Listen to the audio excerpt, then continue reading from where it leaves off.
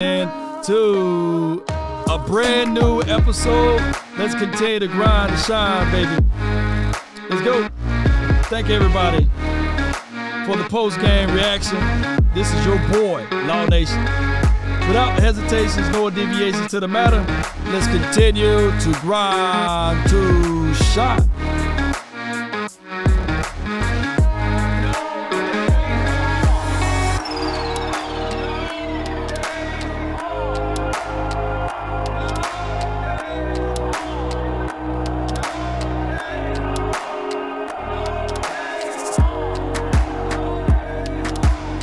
Let's go. Cowboys versus the Bengals. Cowboys win 20-17, and we make. Come on.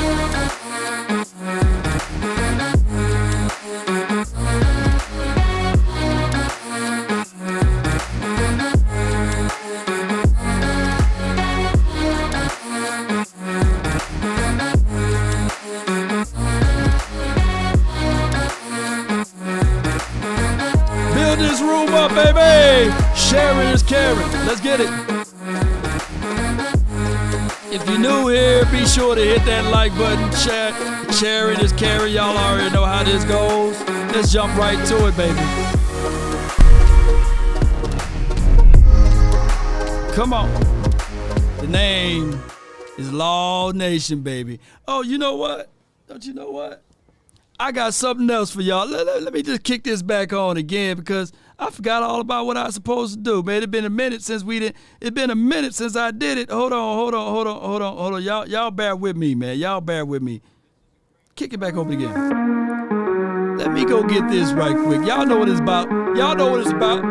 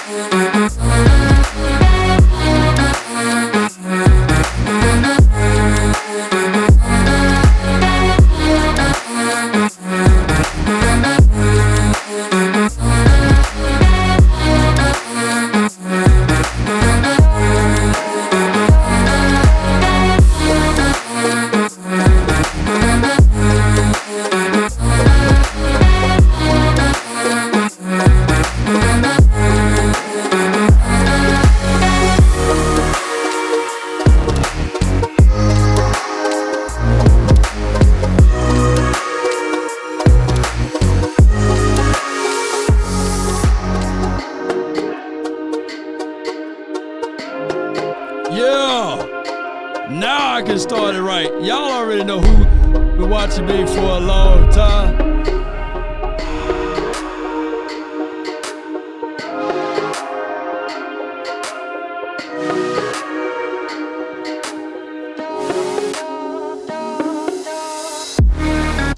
Gotta put the victory jacket on, baby. You know, it's been a minute since I had the chance to put the victory jacket on, baby. So it's been a minute, but hey, I'm here and I'm in it to win it, baby. Come on, baby.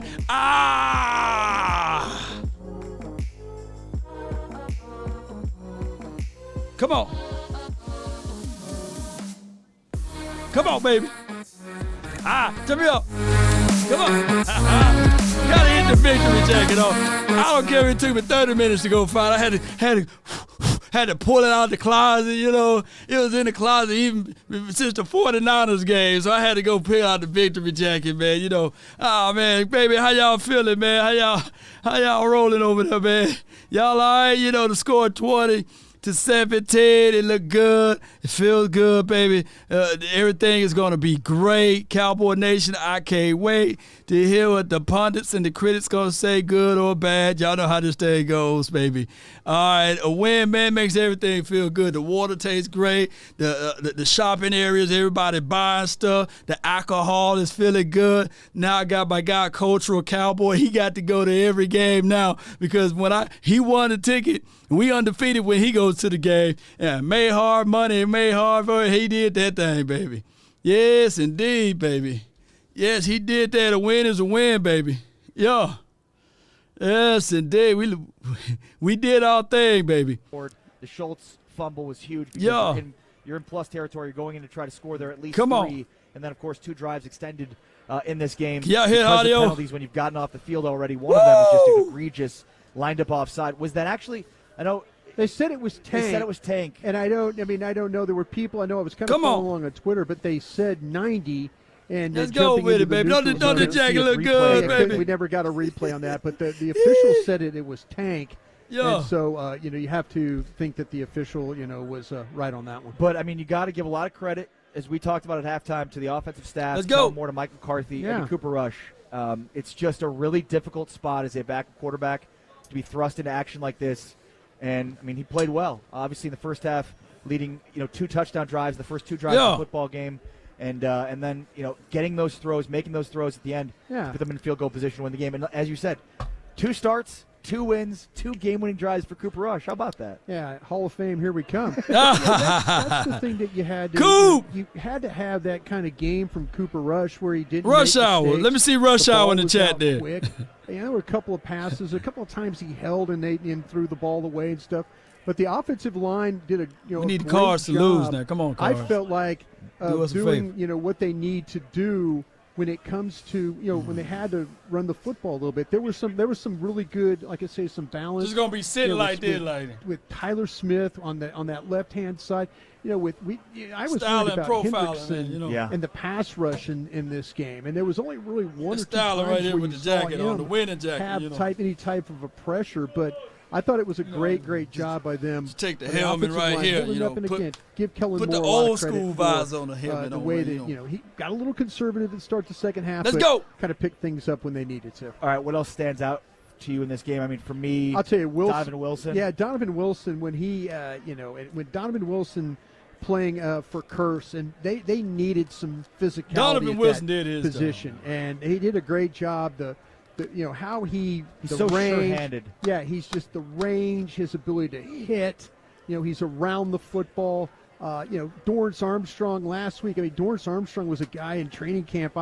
We interviewed him on 105.3 The Fan, and I was like, "You're my guy. You're my breakout guy," and all that. And last week he was really a non-factor. This week, the 2 sacks. So a lot But you've more talked pressure. about that with him in his career. Yeah. He's got to show more consistency. Oh, no, absolutely. Had 2 sacks in this game. Yeah, Dorrance Armstrong did his thing. I'm going to eat a lot of crow on Dorrance Armstrong. Great game, and then he'll go away for 4 games. So he was a little bit more consistent last year. So I felt like, okay, this is going to be a jump for him, and he did a nice job today. What is Randy Gregory doing right now? Talk about Michael Parsons. They're making the Cowboys front office look like geniuses right now. 8 Lyle Collins alive. And Lyle Collins with no training camp, second really game of the season. We were talking with the Cincinnati's play-by-play, and they were talking about their offensive line, and they felt like it wasn't going to be great now, but it was going to get better, and it probably will. But man, they've lost a couple of really tough, gut-wrenching games to start this year. Yeah. Eastside Harold, dog. Oh, we ain't going to hear from Eastside Harold this week. And, a lot of that has to do with injury. But, I mean, the Bengals, they ain't going 49ers one. They drafted Burrow, they drafted Chase, but they still they've signed guys, they've drafted, and their offensive line is still a mess. Well, they've spent money, too, in free agency, so sometimes the spending money isn't the greatest thing in the world. Spending money is cool when you spend it on the right players, and the Rams seem to spend money on free agents that work. Now let's see if Eastside gonna be in here, because he said he go. Let me turn you guys down a little bit. Now Eastside said he be in here, right? Now last week he was all in here gloating and stuff. Where you at, Eastside? Where you at? Very good last week. I didn't think. I thought he was playing slow. like he was running in mud last week. And man, a lot better being around the ball. The thing that bothers you about the unsportsmanlike conduct penalty, got a couple of those, but that's protecting Joe Burrow. That's. These are people in that crew. They're going to protect guys, and and then that's what they do. But great job of the defense kind of shutting that thing down. All right, still to come here on the postgame show. We'll hear from Mike McCarthy. We'll also hear from Cooper Rush, plus many Cowboys players, Brad Sham, Bobby Belt, all to come here on the Dallas Cowboys postgame show.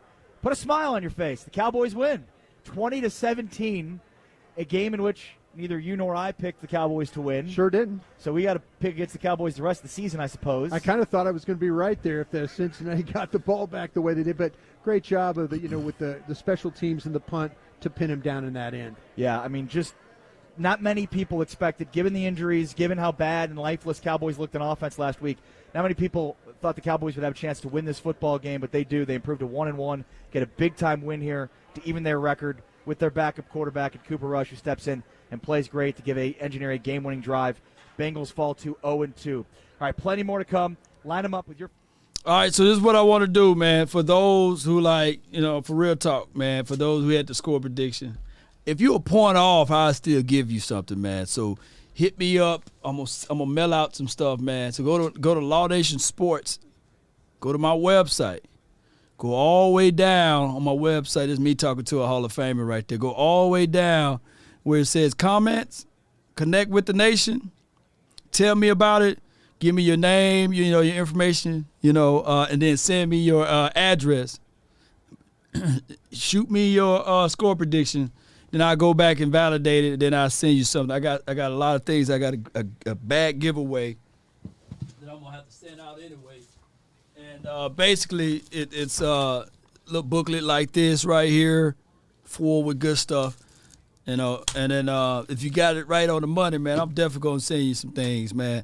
So just go to my Law Nation Sports. Here you go. Bam. And then go there. Go to my website. Go all the way down. It's my website. I'm still working on it. I still got some things that I got to tweak and things like that on my website. But it's mine, right? LawNationSports.com. Go there. Comment. Give me your thoughts. And then leave me your game prediction. And then I'll send you something, but you got to put your address there, and I'll send you something out as soon as possible. For those who got it right. But outside of that, man, Cowboy Nation, this game, let me pull up the box score. And a win is a win, baby. We going to be walking around in Dallas land with some good thoughts on our mind.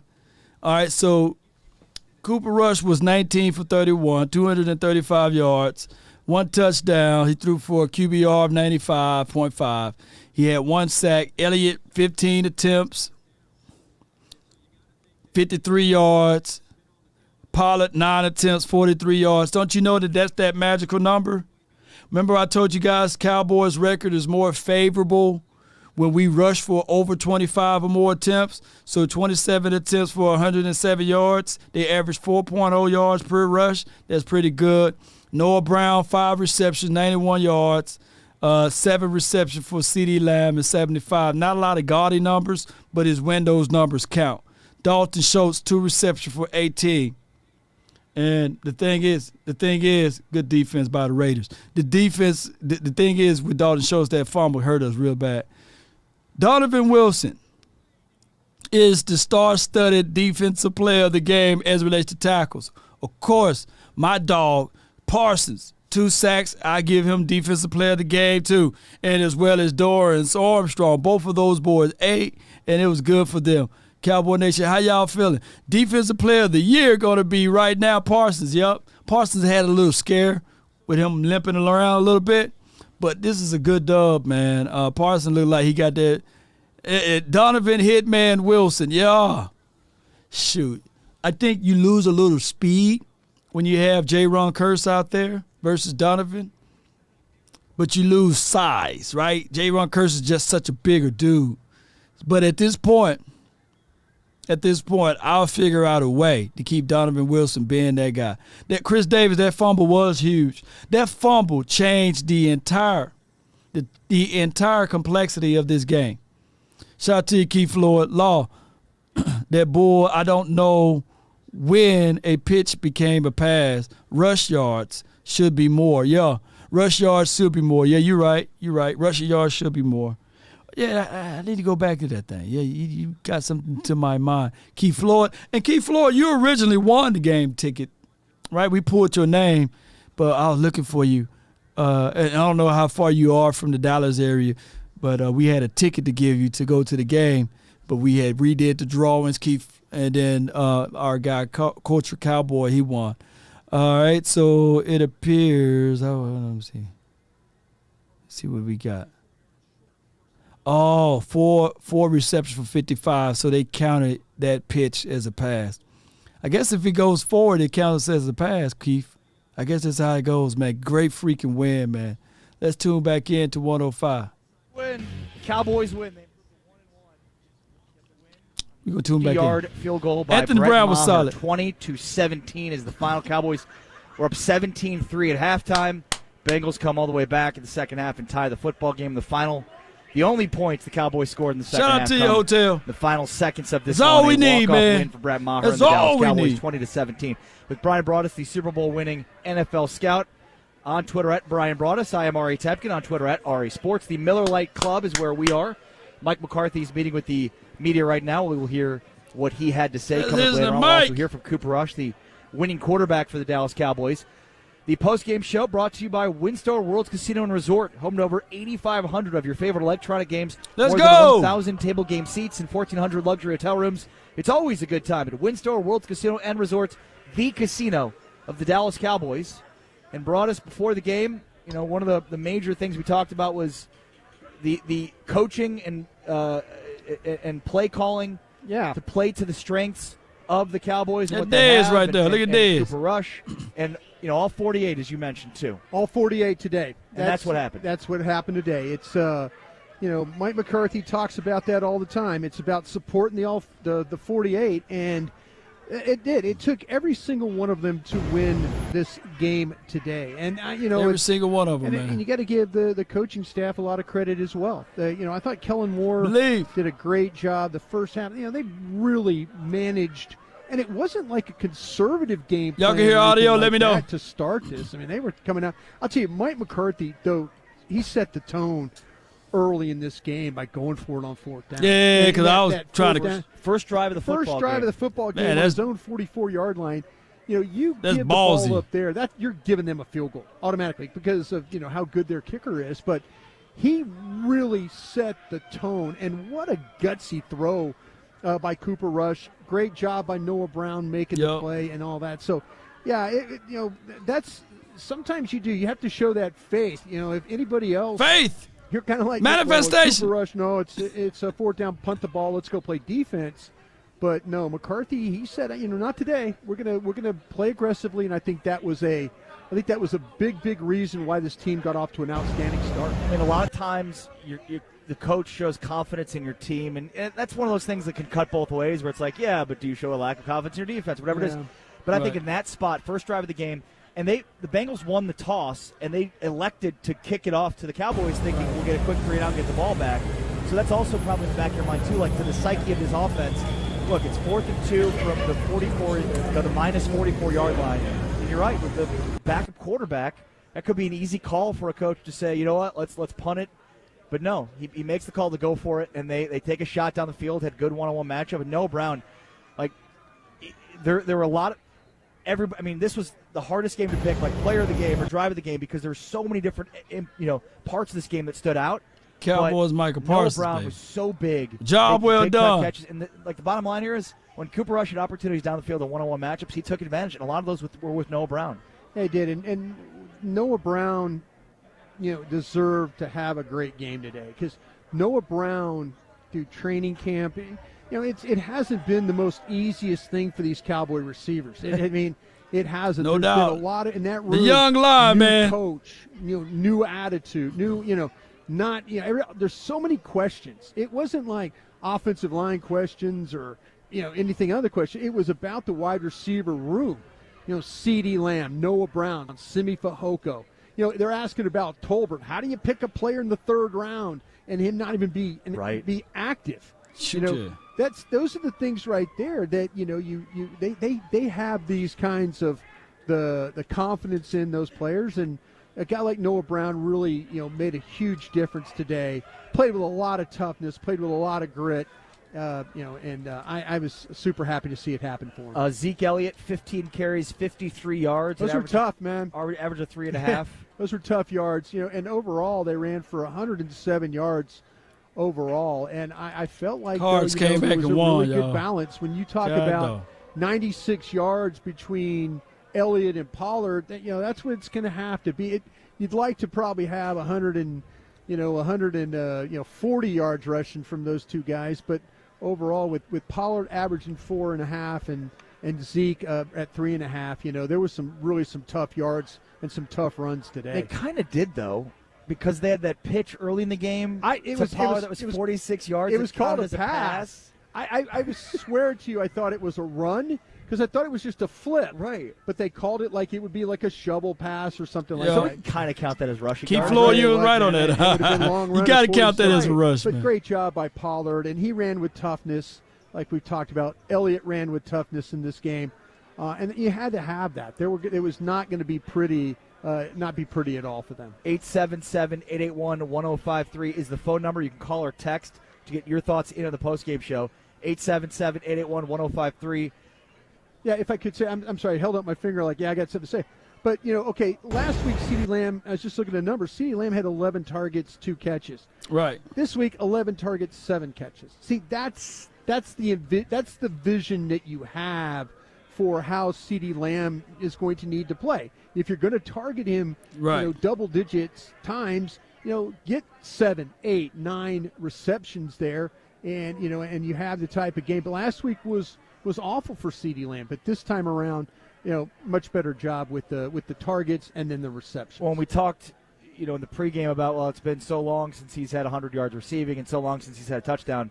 And though he's held under 100 yards receiving and didn't have a touchdown in this game, made some big catches. Makes a big time yeah, catches. Sure did. Exactly, especially on that final drive. We needed him to catch those balls. He again. Sometimes we focus so much, and I'm including myself here because I was the one that brought this up in the pregame show. But 100 yards receiving, a touchdown, that stuff. No, it's the substance of the catches that made a huge difference for CeeDee Lamb in this football game. Substance, baby. Receivers made plays in a way that they just didn't make them last week, and certainly you have to credit the quarterback. Well, other than the Dalton Schultz fumble, you got to feel like that the receivers and the tight ends did a really nice job in this football game. I'm sure when we watch the All-22, we're going to see Ferguson and those guys getting some blocks in this game. So tight ends, right? I could say that the fumble was the only negative play that you could think about from the tight ends and the receiver area of the room. And another one that we'll have to wait to the All-22 to really gauge, Brian, but your thoughts on the offensive team line win, game.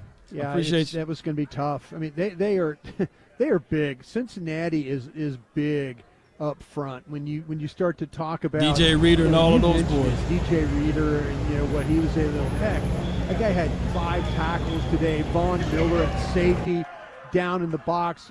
Pratt was a linebacker that during the week I was talking about. BJ Hill. Yeah, they've got some guys that can go and tackle, and they made it tough on you tonight. They did. Really did make it tough on you, but you were able to overcome in that final drive. Yeah, and only 1 sack. It Yeah, I thought Hendrickson was going to wreck shop. I was worried about him. When we on 105.3 when we were the fan breaking all that down, I was super worried about how do you block him. And he primarily plays on that defensive right side. It would be over there next to Tyler Smith. The one pressure I think he got, he was playing inside like as a 3 technique. Yeah. So maybe that tape will show us like, wow, they had to move him around to get him away from Tyler Smith. And that was one where Biotish, he just got beat right off the jump. Yeah. And had no shot. That was the sack, was it not? Yeah. It was either that or a tackle for loss with a running back. I can't recall exactly. All right, Cowboys win 2017 over the Bengals. Taking your phone calls, your texts, 877-881-1053, 877-881-1053. But let's first pause 10 seconds. So with that being said, man, hey, Brett Mahar, man, he did his thing. He did his thing with kicking the ball and getting us in good, positive, down and out things, and not just doing all of down and out as far as kickoff returns, but down and out and as also making the money ball, man. So shout out to Brett Mahar. He is the guy that's leading this team in scores right now, and he kept on with that good energy. One of the things that I want to say too is those third down plays. Shout out to Cooper Rush for getting those plays, man, especially in that first half. That back shoulder fade, what comes to my opinion, on the Noah Brown reception was wonderful. And also that third down play, I think it was a drag across the middle for CeeDee Lamb. Those are the two. And then the deep crosser, those three plays. 2 by Noah Brown, then that drag for CeeDee Lamb. Those plays, man, was good. And I like seeing that out of this team. Just resiliency, man. Fighting, going through it, and making sure that everything is okay. Series, it was 12 players on the field, or the next play, it was the 12 players on the field. You know, they got Cincinnati in some third down situations. Money Mahar. 3rd and 7, +8 to Hayden Hurst. So it was crazy. They converted a 4th and 6 along the way to Chase for 8 yards. That's right. Yeah. That drive, that 20-play drive, it was just you could just tell it was just grinding on the Cowboys defense. But for them to be able to get off the field, when they had to get off the field on that final drive, I think says a lot about them. Right. I mean, 19 plays, 83 yards, 8:54 off the clock. That ties the game. And that's one of those drives where it's like that could be a demoralizing drive where you lose the game on a drive like that. Then the Cowboys give it right back. They go 3 and out, punt, and then the Cowboys defense forces that 3 and out in order to get the Cowboys into field goal range to try to kick the game-winning field goal. I mean, that is, again, you brought this up earlier, and that's worth pointing out again. What an incredible job by a defense that had been taxed. I mean, you're on the field for 9 minutes. Yeah. The Cowboys take 90 seconds off the clock in their ensuing drive, and you get right back on the field, and what do? You force a 3 and out and a punt, and then get the ball back. That shows a lot about the depth and stuff like that you're dealing with the Cowboys right now, especially along the defensive line. And we're all kind of wondering, well, why are they dressing so many, or why are they keeping so many? Right. That's exactly why you do that. But man, I can't say enough good things about what Cooper Rush was able to do. But another good thing about with Diggs, that tackle, they had to have that. They had to have that tackle. You miss that tackle, man, who knows? I mean, like I just mentioned to you on the 19-play drive that they had, how many third downs did they convert along the way? How many converted a 4th down along the way? They did. That thing was the recipe for disaster right there. And but they were able to get the play they needed and get off the field. Yeah, they were trying to go after Trayvon Diggs a little bit, just like Tampa was last week. And to your point, I mean, it's 3rd and 3 at Cincinnati's own 15 with 1:14 left. If they convert that, I don't know if they go on to win the game, but you're not kicking a game-winning field goal at that point in time. And they don't. I mean, Burrow passes it to Boyd. Yeah. And they needed 3, and Trayvon Diggs did not let him go any further than the catch. And they were testing Trayvon. I mean, we talked about this pregame. They cheated on Trayvon, too. They're forcing him to be physical, and that was the play. They're going for Trayvon. They're going for a short pass to Trayvon's way and make a tackle. Like that's what they want to see. Will Trayvon Diggs make a tackle there? And that's what he did. Yeah, I did a great job with that whole thing. And I tell you what, I have because you were thinking the ball's going to bounce. So, they're going to run. They're going to try to attack him. I thought the Bengals' plan to run the ball on the edge was the counters. And the Dallas secondary did a great job. Linebackers getting off, defensive ends getting off, and all those kinds of things. So great job by them. Cowboys win 20-17. Again, you can get on the postgame show by calling or texting 877-881-1053. 877-881-1053. You can also tweet at Brian Broaddus, at RE Sports, and, of course, at 1053 The Fan on Twitter. On the way next, we'll hear from Bobby Belt, Cowboys insider, who was in the locker room following the Cowboys' 20-17 victory. With Brian Broaddus, I am Ari Tepkin. So we'll let Bobby Belt go on, and then we'll open up our phone lines over here. As matter of fact, I appreciate everybody for jumping in to this episode, the post-game reaction news and notes, man. So far, Parsons is that dude. He is that beast. He is that lion. He is that dude that really helped and be the igniter for this team. He turned down the first take boys or final take or undisputed. He turned down those boys. He knew that they were going to try to set him up, right? So he was like, nah, I'm not finna do that. No, I'm not finna do that. I'm going to focus in, get this defensive plan together, and we're going to get out here and get this dub. And that's exactly what he did. And Parsons is okay. He got back out there, duck, and he performed, gave some pressures. It just seems as if though he got a little nicked up.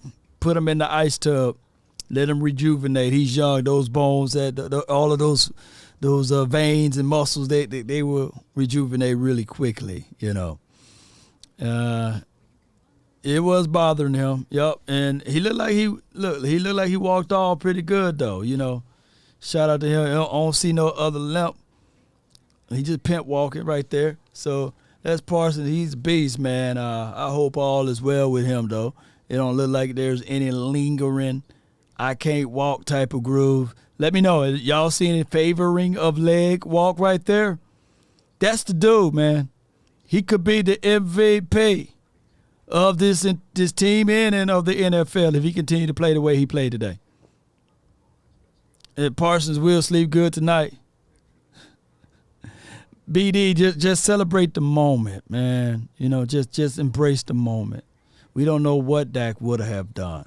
Yeah, look, I kid you guys not. You know, at this point, take 24 to 48 hours praising the quarterback that you got now and praising this team. I used to say, let it shine, man. So a win is a win. Let's not try to say, well, what this player would have done. We don't know, right? Right? Everything wasn't perfect for Cooper Rush today, but it was perfect for us enough to win, right? And everything wasn't perfect for our running game today. We didn't even average 5.5 yards per tote. But we won the game because we ran the ball, played precise on the defensive side. So let's not trash one person so we can elevate the other. The Cowboys in the books going to go down as a win today, right? And we're one step closer to taking down the Giants, right? They're 2-0. We'll face them next week, and we're going to have to hand the Giants that L, right? But right now, the Giants, they thinking they going to the Super Bowl. You probably turn on the Giants YouTube page or Facebook page if they got it over there, and they probably saying, yeah, man, here we come. We got a new coach, new vibe, new energy.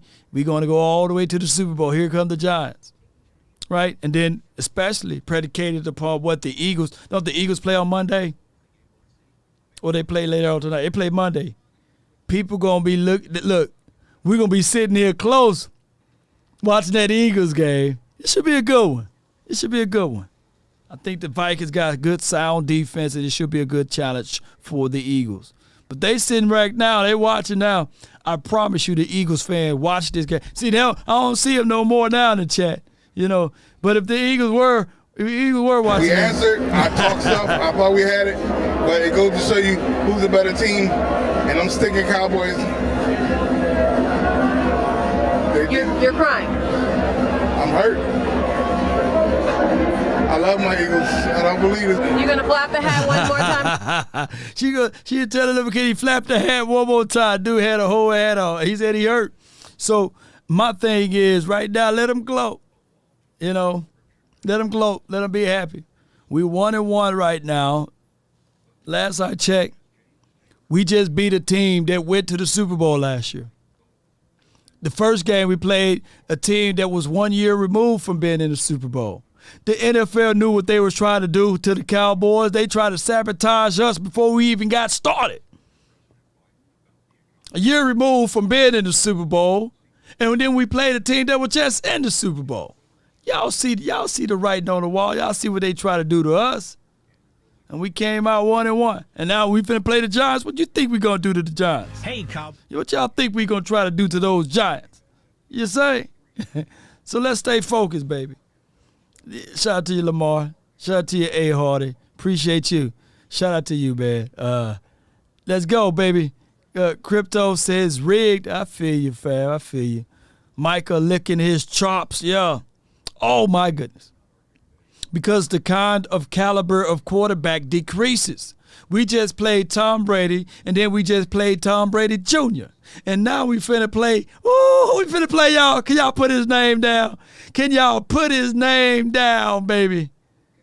Can y'all put in? Do they call him Danny Dimes? Oh, okay. We played against Danny Dimes. Okay.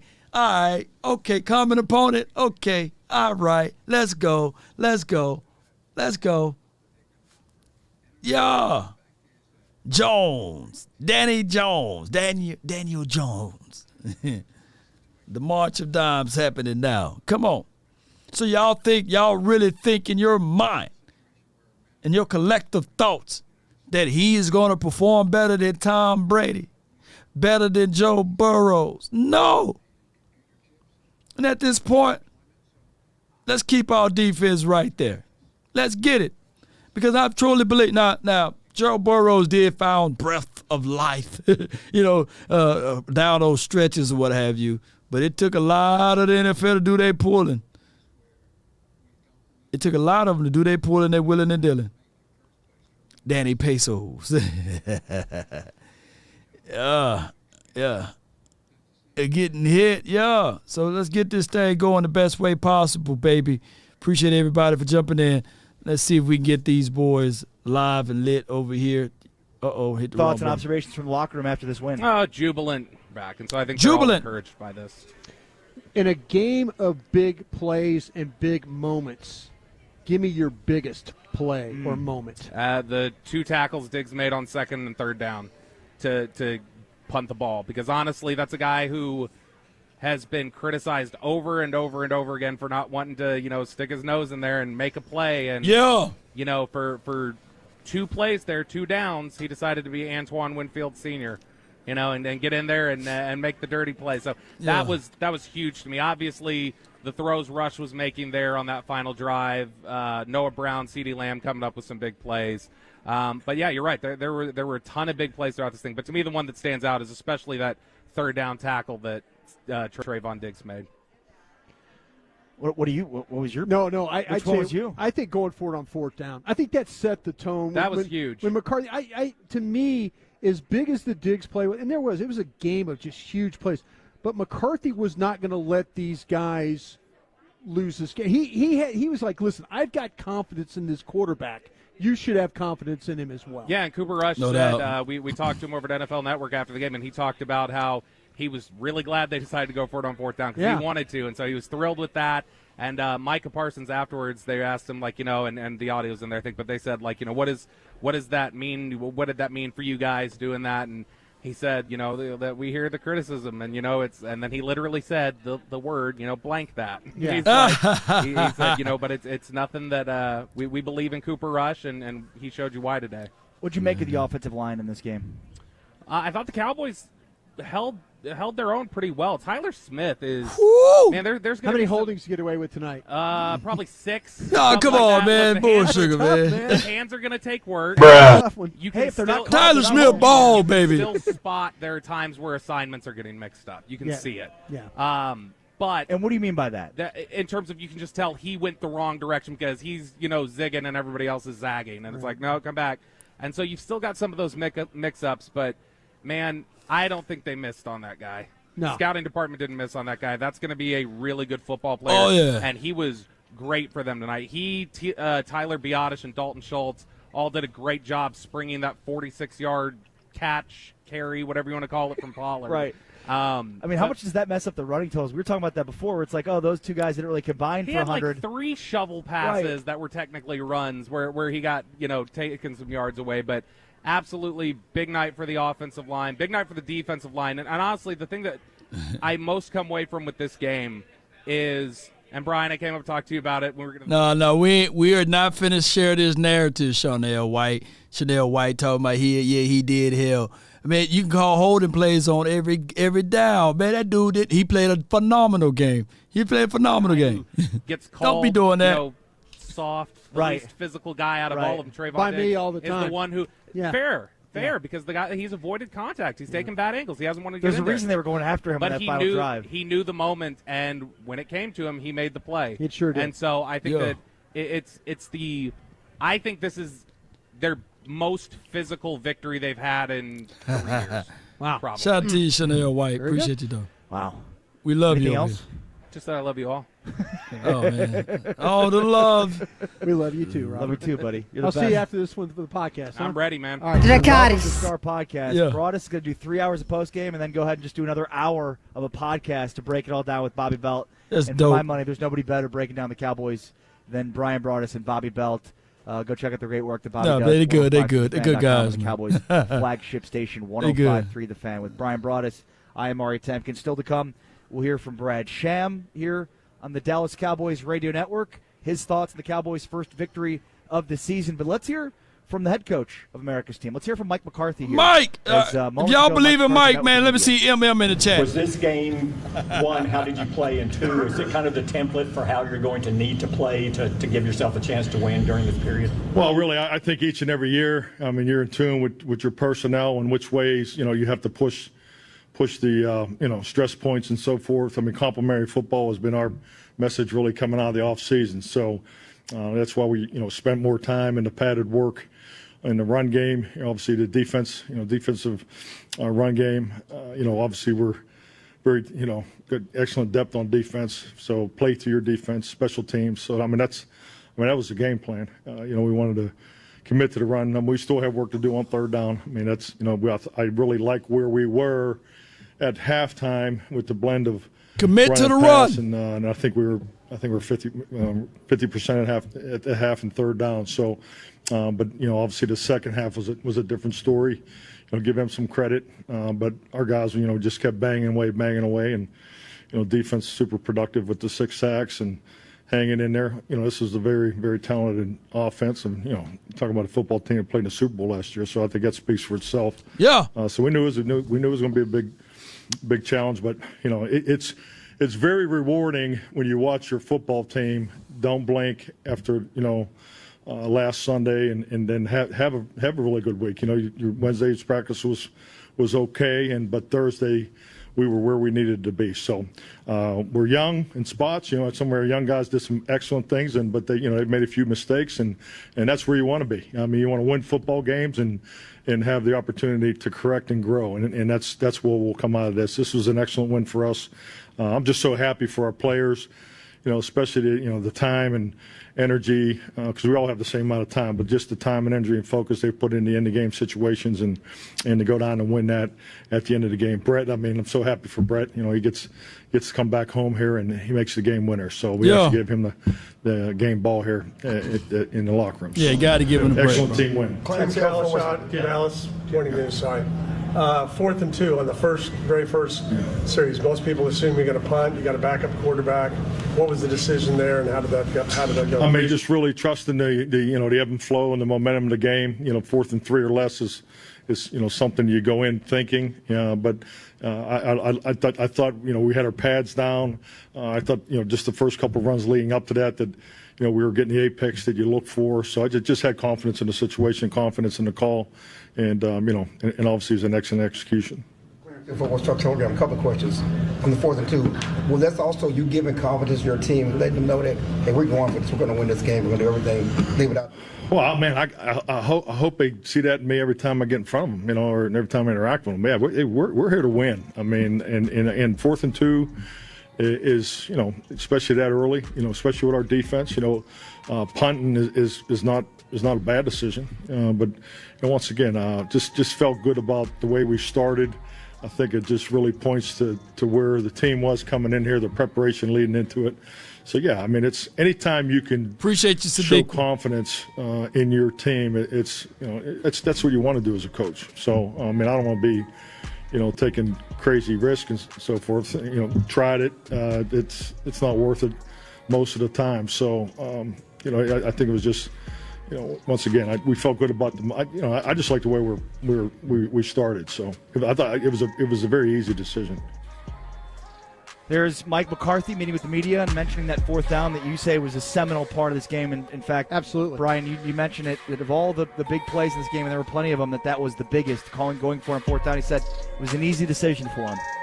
Man, tell you what, he's got bigger stones than me on that one. That's not an easy decision. Fourth and 2. Big cojones, man. Backup quarterback from around 44. Yeah. Backup quarterback on the first drive of the game, and you're going to go in minus territory. And he I didn't get it. You know, my LSU Tigers played Mississippi State last night. Mike Leach must have gone for it 12 times in his own end of the field. You know what? He said from his own 29. In his own 29 and got it.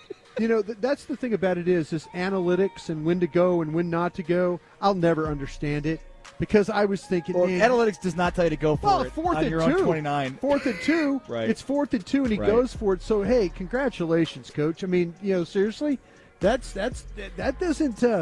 In my book, that is a punt and play defense. But that's old, crusty kind of football. This new analytics. Hey, my guy says, Elmatic, I appreciate you. He says, do you think Tyron retires? Tyler is balling. Tyron Smith, he's talking about. I think he should retire, but I don't think that he will retire, though.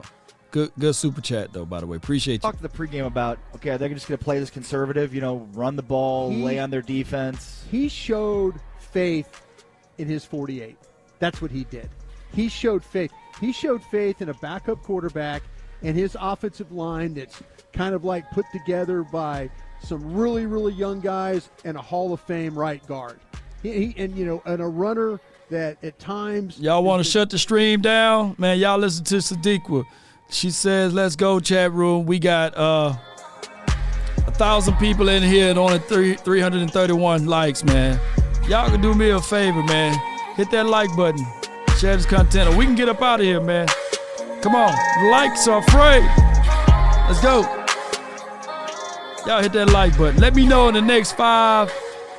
Let me know, Sadiq, in the next 5 minutes, and we'll see what we do with that. All right? Come on. They got fumbled, or they thought it was a fumble, and they're running around. Noah Brown runs the length of the field and tackles the guy. That's the kind of thing when you start to ask questions about Noah Brown. Yes. Stop.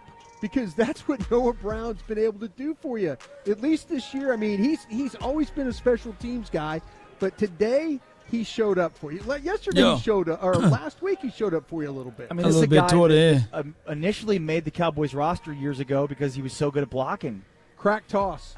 That's what he was. He was crack toss guy. He was like slam the end, and then Lyle Collins and Martin and those guys come flying to the outside. That's what he is. But today, that guy, 5 targets, 5 catches, 91 yards, and he's the personal protector on your punt team right there. Yeah. So you don't need a complicated play to bring it into the end zone. That's why you should trust the team at blockchain.com to make buying, selling, and trading crypto easy. Play smarter, not harder with blockchain.com. Mike McCarthy also mentioning the place kicker, Brad Sham, who hit 2 field goals, both from 50. I think on the year, I don't think he's kicked anything less under than 50 so far. 3 for 3 off over 50. And by the way, Bones Fossil, who I'm critical of a lot of the time, they realized what was going on with Haralahu. They understood that Haralahu, you don't have no leg power. He didn't have the leg strength. Yeah. They wanted a kicker that could hammer the ball from 50 yards.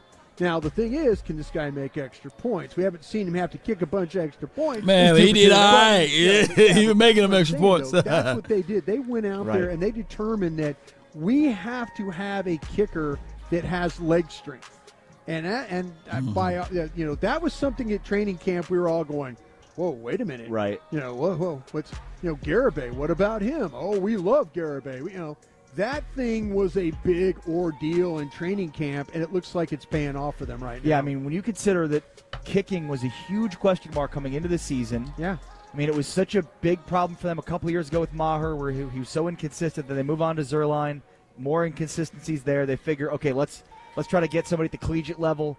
They get Garibay, who had great distance, but just couldn't put it together at training camp in any capacity. Nerves. No nerves. No nerves. No, Nothing between the ears. I don't go that strong, but when you start to talk about it was weighing on him. Every one of those misses in Oxnard, you could see it just like they were dumping more sand on him, and he just couldn't fight his way to the top of the sand pit. They bring way. Maher back, and it's still question marks about how good are they going to be. What's the leash on him? And look, in 2 games, he hits the game winner here.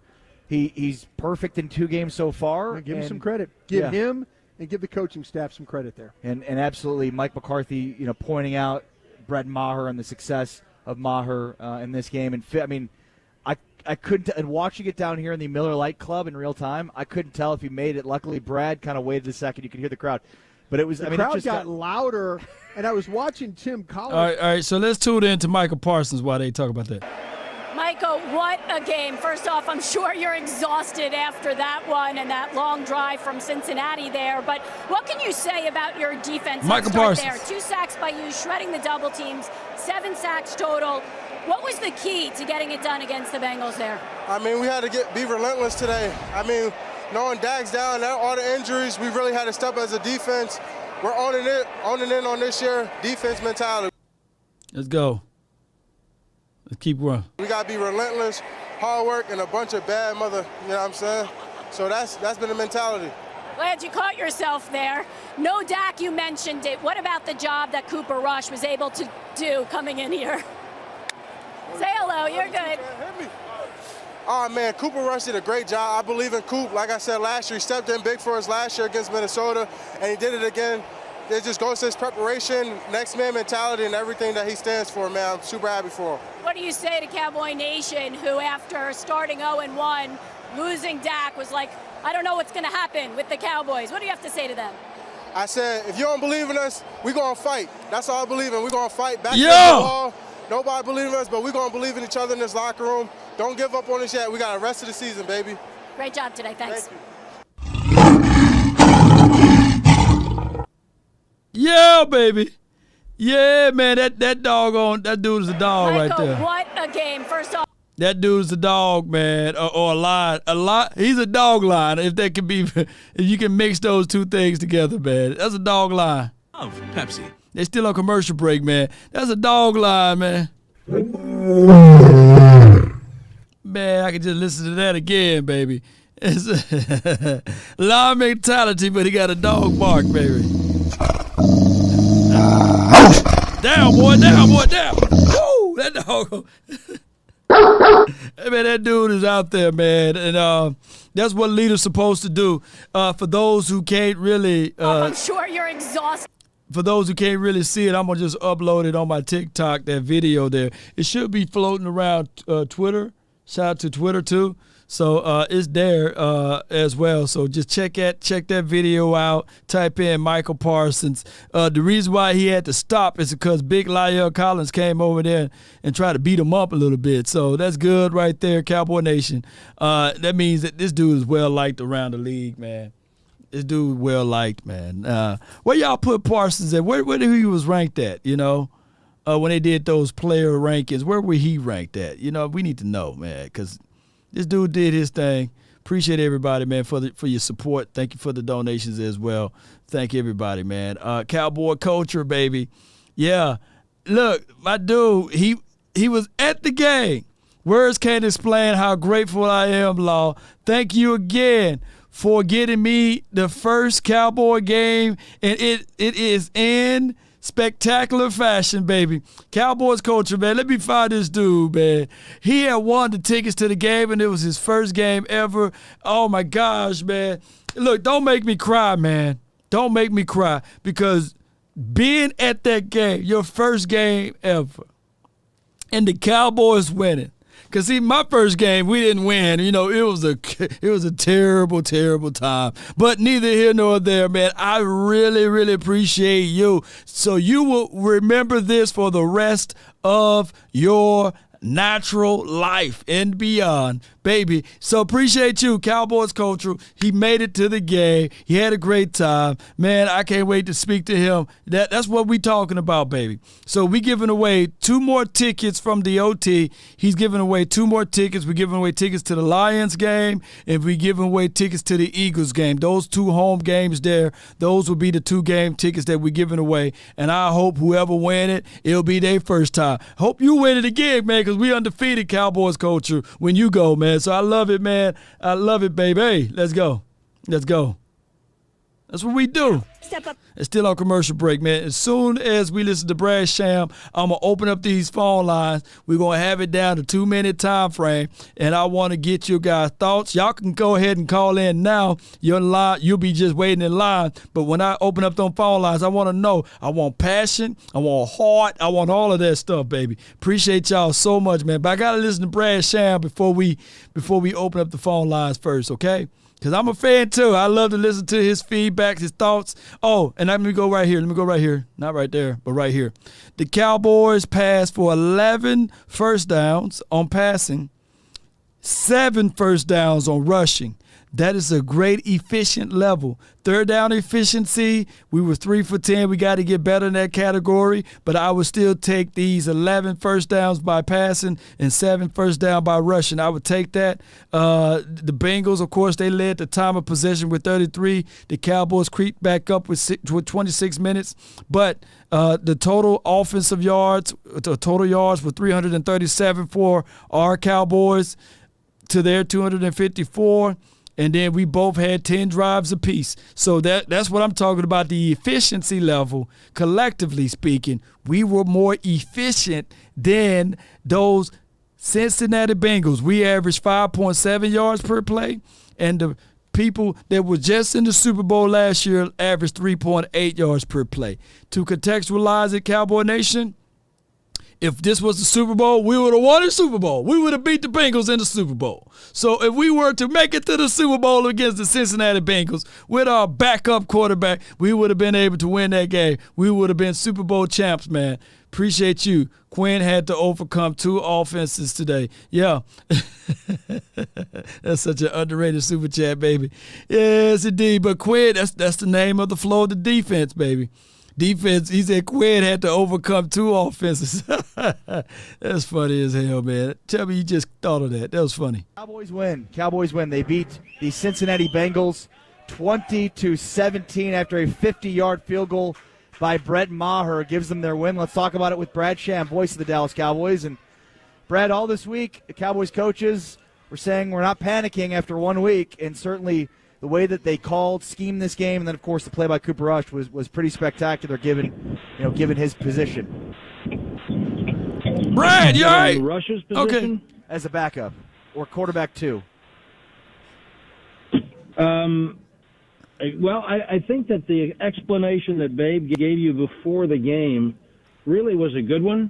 That when he's in the game, he's not thinking of himself as quarterback 2, and certainly when he knows he's going to be starting for several games, he's just the quarterback. Mm-hmm. I mean, the other guy is the quarterback when he's playing, and when he's not available, then he's not thinking of himself as the backup. He's a professional veteran player. He's a perfectly competent backup. He's now proven it twice. So I don't know, maybe other people will start to at least accept the fact that he's not Humpty Dumpty when he plays. I think those of us who watch make more of stuff like backup quarterback than the players and coaches do, and that's on us. Brad, how about a wide receiver that doesn't play a whole heck of a lot and Noah Brown having a big day today? Come on. Yeah, that's helpful, and what it does for his confidence, I think, is probably somewhat immeasurable, so that's a good thing. He's waited a long time. To me, it's a little different for him than Houston doing it or Fehoko doing it, or guys who think they can play in the league and they're trying to prove it. But dang, Brown's proven that he belongs. You don't stick around for 6 or 7 years if you don't belong, but he hasn't had the opportunity to play this role. So anybody who works that hard for something, you have to be happy for them. Yeah. And then I think that it only helps. Who knows what we'll see of Gallup when he gets back on the field. So however much of him you have, of course he ain't Gallup now. For Brown shows that he is capable I'm sure of you're it. exhausted after And that. it's like with Rush, everybody thought they had confidence in him until he did it in Minnesota last year. Then he did it. Right. So now that's why this is not that much of a surprise. So if Brown goes out now, what did he finish with? 5 for 5. Yeah. 5 targets, 5 catches for 91. 91 touch. For 95 for 91. No, So that's a pretty good day. Yeah. That's a pretty good day. And so now if he goes out and catches 4 for 75 the next week, nobody will be really all that surprised. Right. And that will include him. That's a big lift for him, I think. Absolutely. Bigger play, Diggs' tackle on 3rd down or the 50-yard field goal? Oh, without Diggs' tackle, you don't get to the field goal. So one of the things that I really like about this game, and you guys have been talking about some of them, but there were so many of those without that play, you don't get to this. Like one of my favorite ones, and Babe pointed it out, is Anger's punt. Yeah. Yes. If Anger doesn't bury them at the 8, if he gets an average punt and they get it out to the 20, it might be a whole different deal. Yeah. But Anger comes up with the punt that puts him at the 8, and that helps put Diggs in position to make that tackle. And then the rest of it, that's exactly what they mean. And you guys both know it. That's what's meant by complementary football. There you go. That's what they were so horrible at last week. Listen up, guys. They just played one unit. You can't do that. And, special teams weren't as bad as the offense last week. But, you can't function that way. But when you're like this, then everybody sets everybody up, and that's a team playing then. Do you feel like that Mike McCarthy got involved with Kellen Moore today on some discussions of some things? Big facts. He said Kellen Mike Moore got to play a really, really good day, Brad. Shoot, big facts. Did you hear the conversation with him before the game? I did. I wondered if even if him telling you that he might have had some suggestions today. Maybe he clicked over, and I'm not saying he's calling the plays, but like, hey man, great job. Come back to that one, or come back to that one, or just kind of encouraging him along, I think. Oh, but let me say this, Brian. If he did that, then I think it would be not different from what he always does. Okay. Okay. We have the technology now. It's been 2 years since I've been able to be on for the game. So what we are doing is technology for me to have that conversation with him face to face instead of on the phone or down the line. Sure. And that's what made I had to sit with him and look him in the eye. Come on, Brad. The sense that he was telling the truth when he answered the question the way that he did. You know what I mean? Yes, sir. So therefore I think that if he tells us tomorrow that he did not communicate with Kellen any differently during the game than he ever does, I'll believe him. Sure. Today, when he said, no, I've not put him on a leash. I think they did have a lot of guidance conversations, but that happens all the time. Yeah. I mean, he wouldn't be doing his job as a head coach, and especially a head coach with some play calling experience. Mm-hmm. He wouldn't be doing his job if he didn't have conversations with Kellen Moore during the week.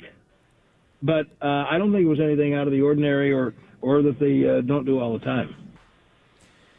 Brad Sham, appreciate your time. Thank you very much, Brad. Talk to you next week. Okay, guys, have a good week. You too, bud. Brad Sham joining us here on the Dallas Cowboys Radio Network, breaking down the Cowboys' 20-17 win over the Bengals. All right, so that was Brad, man. Of course, my guy, Mike McCarthy, had to speak out to the dude, man, because he announced it. Like Cowboys, Mike McCarthy says that the offensive coordinator, Kellen Moore, has to be smarter with play calling. Right? And he said that in the presser. So, yeah, those are tangible things that we can all go back and look at and say, all right, yeah, Mike McCarthy, we seen his fingerprints in this game. We seen what he was able to do. I appreciate everybody for jumping in. All right, let's get this thing going. Appreciate everyone. Yep. There are 11 participants in the conference. Please announce yourself. All participants are muted. All right, so y'all already know how the clock game work, man. We're going to gang this thing all the way up to 2 minutes or what have you. But with that being said, and then when your time expires, we go with the buttons. All right, so my Lady, Auntie, what's the lottery numbers? What the lottery numbers are? You already know, baby. You know I called it yesterday, baby. I told you 2017 Dallas. How about them Cowboys? How about them, baby? Oh my gosh! What's the lottery numbers though? I need to know those lottery numbers. I don't know. Nephew, didn't I call it yesterday? Oh my God! You called it yesterday, then you called it again today, or earlier before the game kickoff. So I appreciate you so much. Let's go with it. Oh yeah. Yes, indeed. That's it.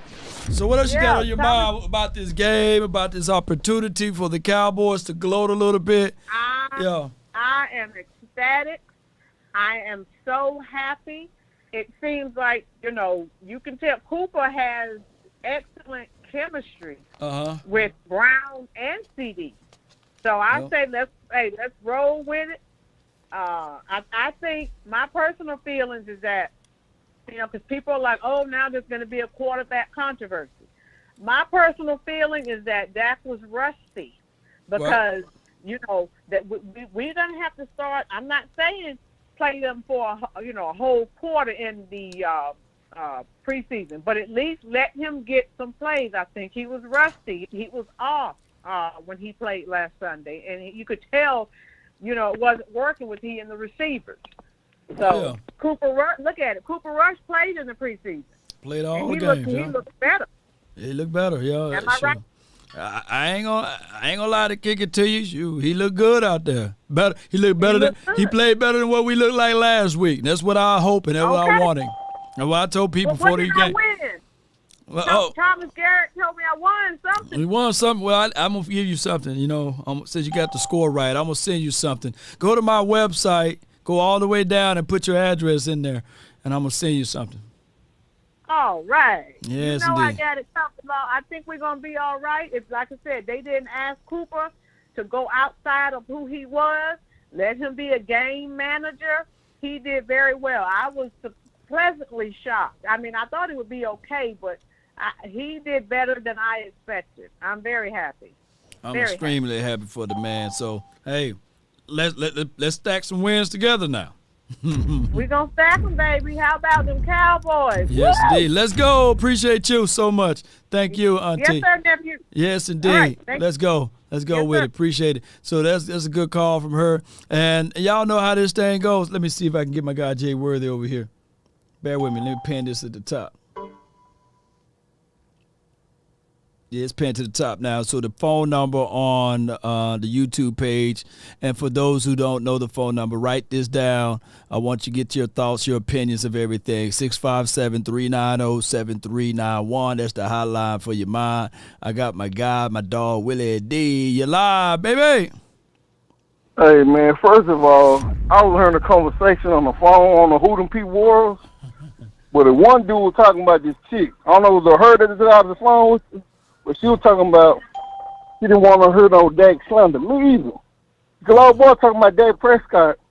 But thing is, you know, I'm trying to tell every Cowboy fan, go look at Tony Romo between when Troy Aikman left and then Tony Romo. All them quarterbacks we had in there sucked. It's hard to get a quarterback. Dak Prescott drafted. He got drafted in the 4th round. So that means he must have some kind of limitation to his game. Right. I'm never going to think he's Patrick Mahomes and none of the players. But he's good enough. Right. I cannot stand these people talking about Dak Prescott. He sucks. He's a bum. Hey, he's a bum. We went 12-5 last year. It's so hard to win a game. And you got to let it shine. You got to let it shine when you win a game. Baby.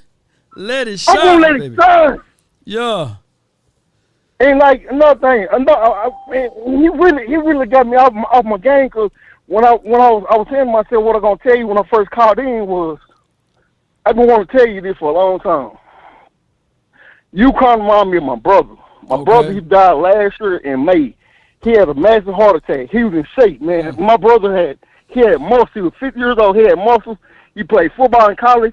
You went to college, and I think you got your bread because you went to college.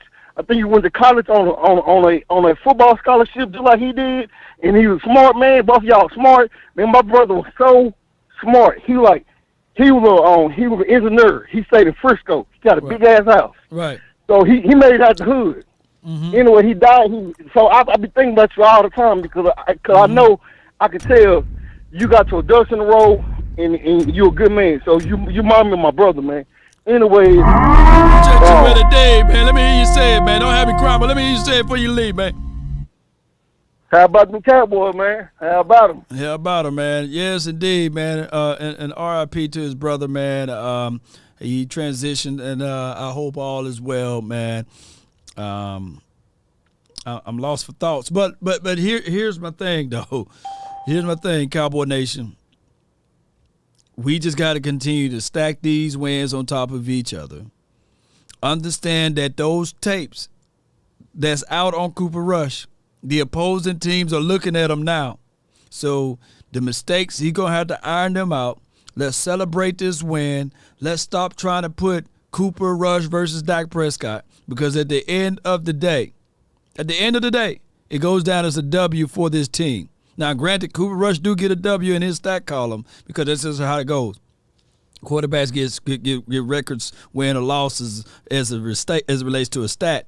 But let's not make this the great divide like the ice cream. I'm taking this win regardless, baby. And this is how we should look at it. My guy, Thomas Garrett, man, you live, baby. What's up, Law? Nothing to it. Talk to me. Hey, man, look. What I'm about ready to say, man, is nothing against Cowboy fans who's against Dak and Cowboy fans who have hate on Dak. I'm gonna give y'all an educational lesson. Okay. Got to realize something. What y'all need to do is y'all need to have in your mind that Cooper Rush is in to stay within the game plan. He's not in there every game to see if he can throw for 300-plus yards in anything of that nature. No. Stay within the game plan. Stay within the game plan. Secondly, I'm going to throw a little history at you. Remember 1991 when Troy Aikman got hurt? Right. Steve Berline, he played a big role in 1991 when he replaced Troy Aikman when he got injured. If it weren't for Steve Berline, we would have never made the playoffs in 1991. True. We don't need Rush to come in and have big games. We don't need that. We just need him to manage the game, stay within the game plan. If he has to throw for 300, cool. If he don't, he have to manage the game, and the running game have to win the game for us, cool. Right. But the man do not have to go out there and make a big splash in order for us to win. No doubt. All he got to do is just stay within the game plan, and lead us to victory. That's it. Yep. That's it. All this stuff about these big stats and all of that, that's out the window. It's all about W's. It's all about W's at the end of the day. No doubt, Thomas. Hey, let me hear you say it at the end, then. Let me hear you say it, fam. How about them Cowboys, baby? That's my guy right there, man. How about them Cowboys?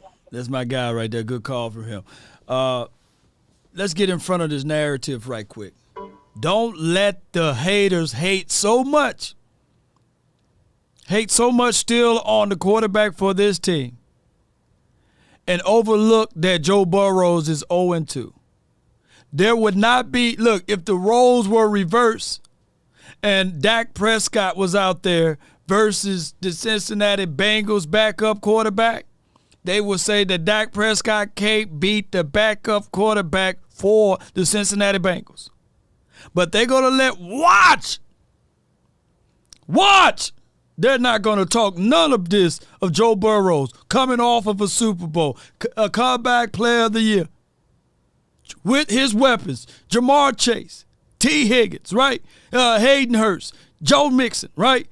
With an offensive line that was being recalibrated to be a better offensive line than what they had last year. And you would not hear one soul talking about, hey, they 0-2. What the hell is going on? But they're going to talk about this Dak Prescott versus Cooper Rush, and they're going to still try to put out the light that what we did today. It should not be that. It should not be that. But that's where they're going to go. Watch. They're not going to talk about Justin Herbert.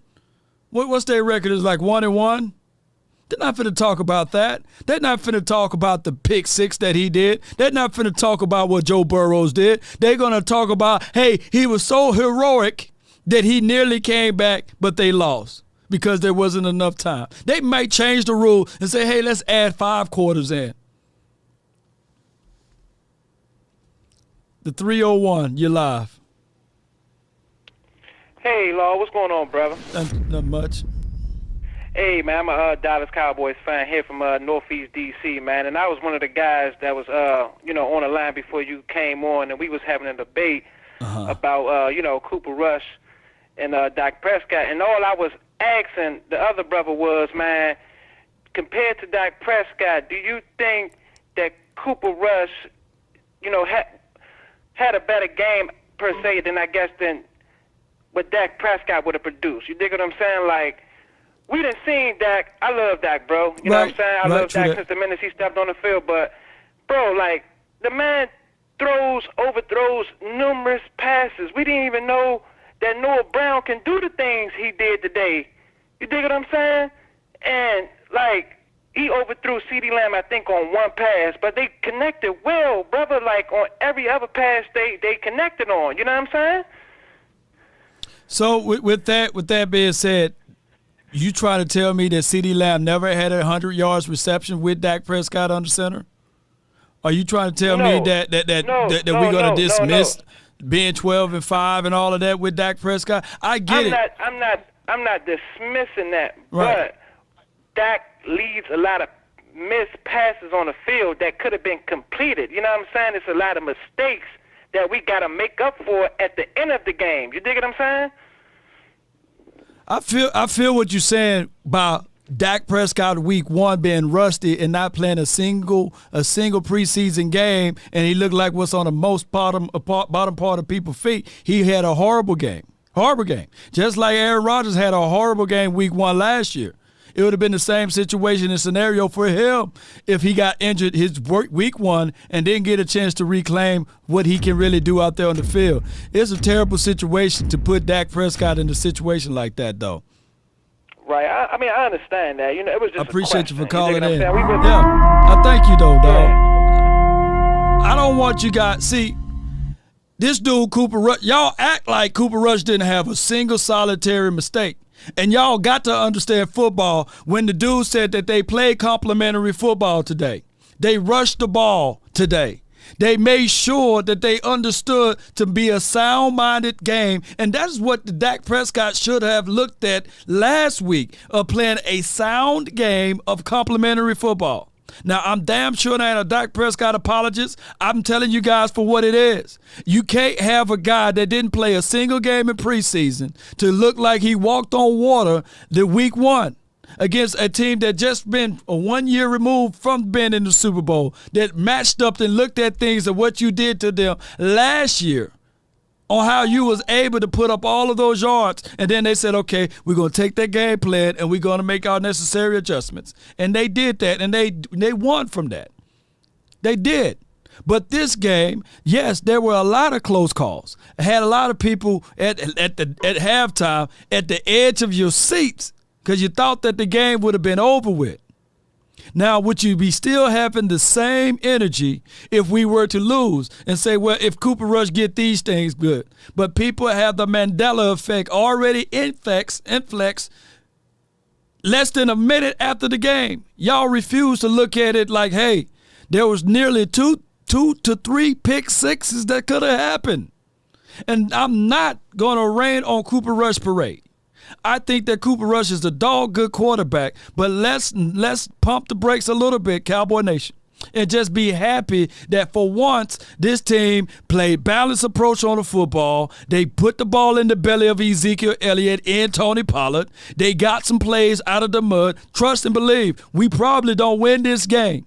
We don't win this game if Tony Pollard don't take those 44 yards down the field. Come on, guys. But let's pump the brake and take it one day at a time. Cooper Rush played well, and I expected him to play well. This team answered. They rallied, and the defense played out of their minds. But let's not denigrate and sully the quarterback that's been here, that won you over 56 games in the last 7 years or the last 6 years. And you're happy about a quarterback that just won you 2. Minnesota's game. And if for those who really didn't understand the Minnesota's game, please go back and watch that game and look at what Elijah Elliott did in that said game. We don't win that game if Ezekiel Elliott don't get that 3rd and 22 dump off pass and got that first down. So I want you guys to get back to looking at football and stop glorifying the one player that's on this team, the quarterback. And that even goes for the Dak Prescott people.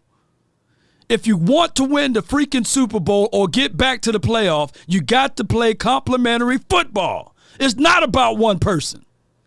God, dog, y'all make it about one person all the time. It was never about Troy Aikman.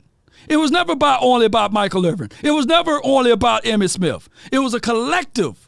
That's why that team in the 90s was good.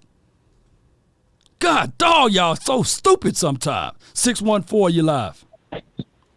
What up, Law? What's going on with you? All is well. Come on with it, bro. You live. Hey, how about the Cowboys, How about them, baby? Hey, we got that dub today.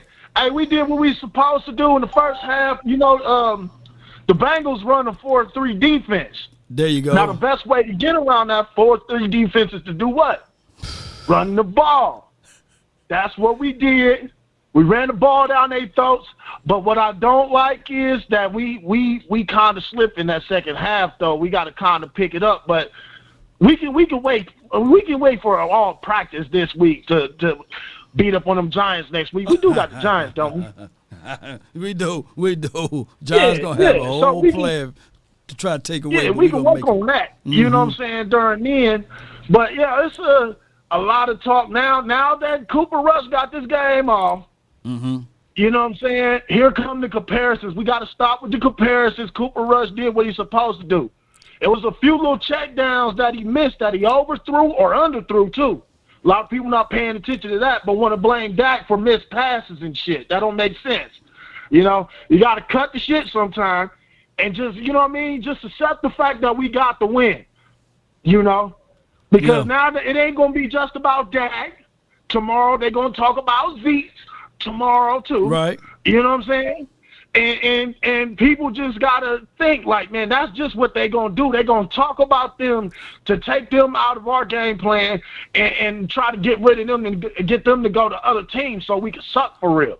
Right. You know, that's not what we need. We need to keep it right there. You know what I'm saying? Let them do the talking while we do the working. You know? Yeah. And we got to keep supporting these Cowboys, man. We can't just be falling apart every time they lose, man. That don't make sense. We lost against Tom Brady. You know what I'm saying? That wasn't going to be no easy game. No doubt, dog. Appreciate you, man. No doubt, man. Good call from you. So that is the reality of it. And I'm not mad. I'm just speaking with passion, baby. Trust me, I'm going to sleep good at night tonight. But what I'm trying to tell people, and I know those convinced against their will is of the same opinion still. And that was a collective talk. That was not an independent talk of how people been saying all last week and the week before that.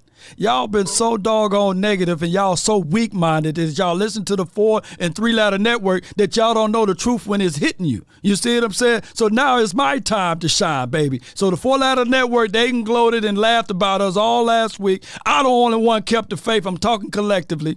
We was out there in the sun, the glistening heat, you know, all last week, all this week, talking about the Cowboys and what we gonna do and how we gonna do it. But a third of y'all was folding up like a tent in a wallet because y'all was sitting there saying, oh, the Cowboys 27 years of pain and misery. So y'all DC for 27 years. I'm DC for life, and I'm spitting my truth right now. So if you don't like it, just close your ears or go to somebody else's channel because it's my time to let it shine. And I promise you nobody can out-debate me today. Not when I'm on this right now. So you just might as well get in line and get these flames that I'm going to spit to you all today. Because y'all for damn sure talking about, Lord, just stirring the Kool-Aid. Well, you're going to drink some today, whether you like it or not, because I'm going to give you guys what I'm going to give you. And that's going to be the real, raw, and uncut law right now. 903, you're live.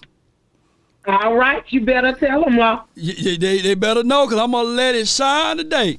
I was the one that he disrespected, and he told me to get that Prescott private part out my mouth. Oh, wow. Because he's the same guy that disrespected him, and I'm not trashing him. I told you, Law, I've seen his flaws, and I was hoping he did not do those flaws like he normally do when he get out there and play. Yeah. And that's what I told you about Cooper Rush. Yeah. Because he has flaws too. And that's all I was saying. Like you told him, stop comparing. It is a teamwork. And that's what I've been saying all this time. It is a teamwork. I didn't get a chance to see the whole game. I saw them come on. I saw them score the first touchdown, first two touchdowns. I had to go back to church. We had double services today. But I'm a DC for life Cowboy fan. I've been a fan ever since I was a little bitty girl with my little mini Dallas football under my arm, jumping up and down in front of the TV, cheering Emmitt Smith them on, telling them to go, and I'm acting like I'm on the field with them because I told you I used to play football with the boy.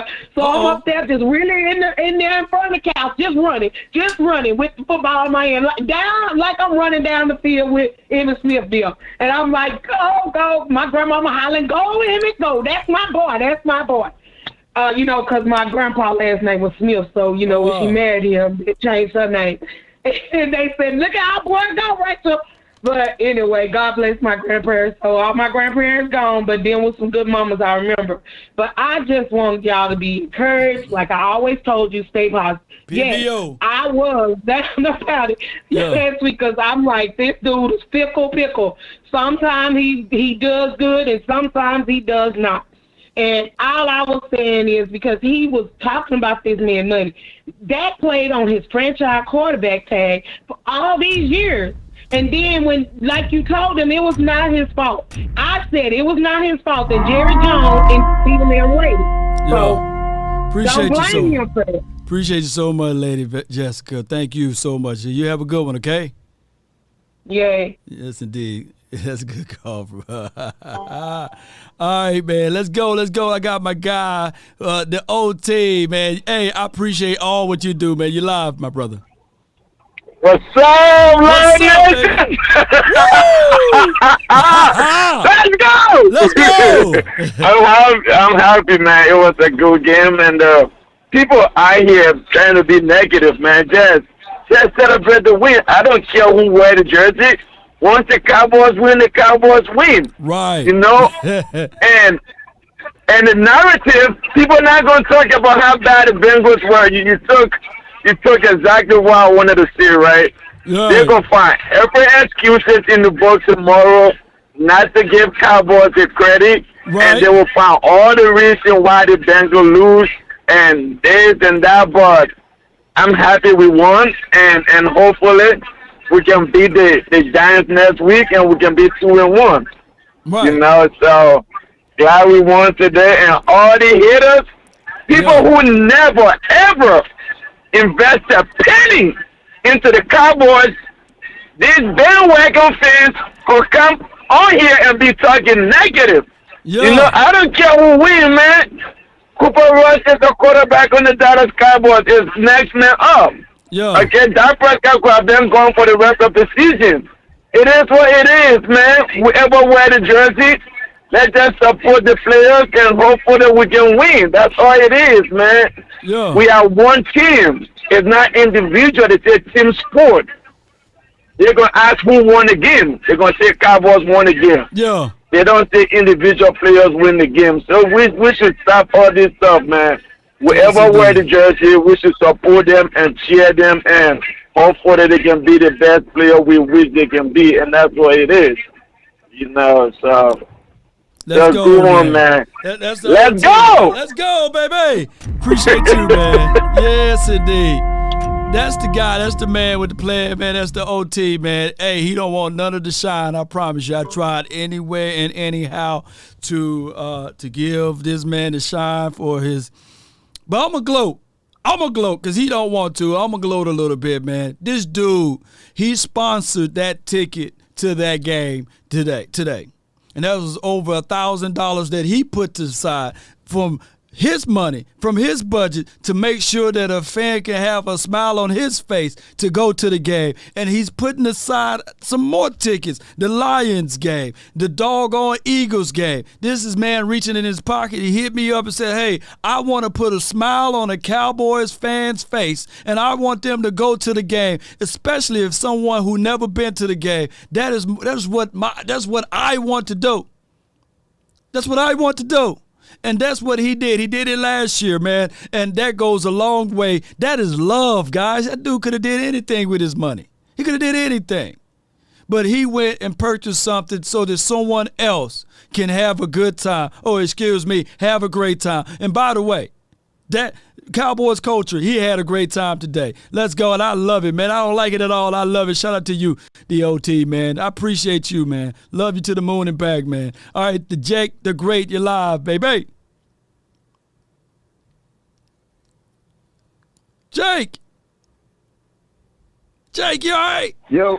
Okay, I'm about to hang up on you, bro. You got 2 minutes, man. Go. You good? What's happening, Law? You good, man? I'm just fired up today. I'm happy about the win, and I'm a little upset because I know for sure that the other teams, they ain't gonna talk about Joe Burrows and his 0-2 start. Go ahead.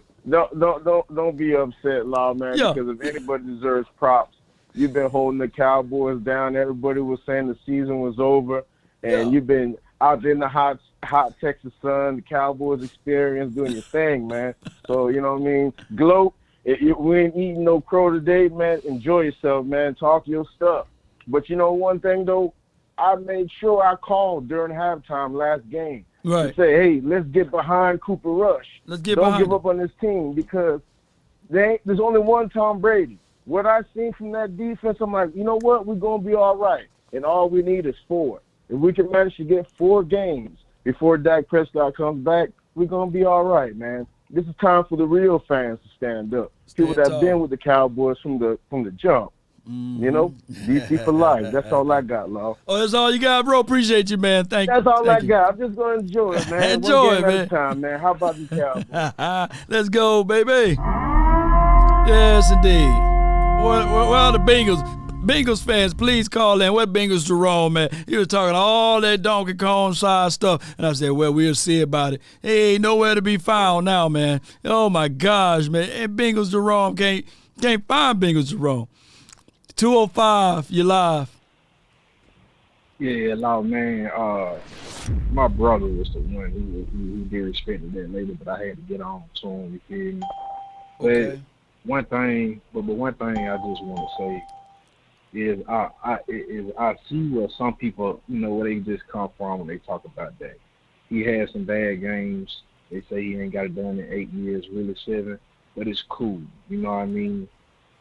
He just got to play better, you know. But you know, some people just say he don't get his slack. Listen, Skip Bayless give him enough hell. If y'all blame him, but we got to learn how to just move on to the next game. Yeah. One thing I want to say is we can't compare this first game to what Cooper Rush have done. Like you said, he only played 2 games. It's a whole season to go, and it's really all the way into Dak come back because, you know, they're going to put him back in effect. Right. My whole thing is, you feel me? Yep. If you're a Dak hater or just somebody who never liked that, whether he do good or bad, you feel me? But just because we critique our quarterback, it doesn't mean that we hate him. We just want to see him do better. You feel me? That's what you got to understand. Back when I used to hear my granddad and them, you know, scream and holler at Roger Staubach, it was because they wanted him to do better. It wasn't because they hated him. They always wanted to see him do better. So that's what some of us Cowboys fans got to learn. We critique our quarterback. It's not that we hate him or that we're hating on him. We want to see him do better. And Cooper Rush have to do better because the second half went a great second half. And those, and it's a 60-minute ball game. Right. It ain't just this many minutes, this many minutes. It's a 60-minute ball game. You got to play the whole game. And he has to play the whole game. And we have to do better. Because if our defense is out there every time we 3 and out or whatever the case may be, they going to get tired. And that's what's going to cause us to lose games. I appreciate you for calling in. Let me ask you this. Let me ask you this. Is that a Shih Tzu or a Chihuahua? What's with Pomeranian? A Shih Tzu, right? No, man. That's a Pudge, and then I got a Michu Poodle, and then I got a Husky. You got a big boy in there too. Okay, I got a Husky. Yeah. Hey, them dogs got the most hearts, man. Appreciate you, man. DC for life, man. DC for life. They doing that for Michael. They doing it for Micah. Them dogs got a lot of heart, boy. Them Shih Tzus, boy, and them Pugs and Pomeranians, boy. All of them dogs got heart, man. All right, I got my guy from the 863. You live, Scott. What's good? Man, we got the W. We did it. And also, for a man of your caliber to get pissed off and let somebody do that, I'm ready to come stab me up now and jump for whoever messes with my big brother. Y'all ain't gonna have long here cussing and getting out of carry. I'll do it for you, bro. So anybody mess with my brother, I'm coming for you. Yeah. Point blank, period. Let's go. Man, listen, that defense held it down. Okay? Cooper Rush did the same what he was supposed to do. We don't have to come in here trying to make a comparison between him and Dak, yada, yada. He's a backup quarterback. If he was good enough to be a starter, he would not be a backup quarterback for our team. But thank God he can play and do what he did tonight and get the Vikings or whatever like that to get that dub for him. So let's appreciate everything that's going on instead of making comparisons, because now we're separating the fan base. All right, Dak is our guy. We're going to roll with Dak. But one thing I want to say, too, I'm so tired of people going down and saying, let's get rid of Zeke. They didn't feed Zeke again in the second half like last game. Zeke started off running the ball good. Pollard did a great job. I enjoyed seeing the run game a little bit, but I want to see more of that run game. You feel me? Yeah. We got that dub now. You know what I'm saying? That's all good. But I want to continue to apply that pressure. Don't get conservative to try not to lose in the second half. Apply that pressure. Yeah. Apply that pressure like they did R. Kelly about them little girls. Yeah. Apply that pressure, Ron. Apply the pressure. You don't take your foot off the wheel and you gas it. You gas it, you put your foot on the gas and keep going until the game is completely over. Don't get conservative. We are winners. And if we a real fan base, I've been a fan since '84 when I came out the womb. I saw that star cell representing. I'm Cowboys for life, baby. Yes, and let me tell y'all like this. My wife's ex-husband, who she's still with, is a Cowboys fan, and we best friends. I called him. I called him like we on the phone, and they sit beside each other, and I still told them they look bro. I don't care if you with my ex-wife. I don't know how I got two ex-wives. But they Cowboys fans too. We was all wrestling in the largest game together, and we had a great time watching that win. So if we can get along, then I know the Cowboys they can get along. Let's stop being divided. Apply the pressure. How about them Cowboys? How about them Cowboys? I can't do this no more, man. Oh, my gosh, man. That's a caller of the day, baby. Hey, man.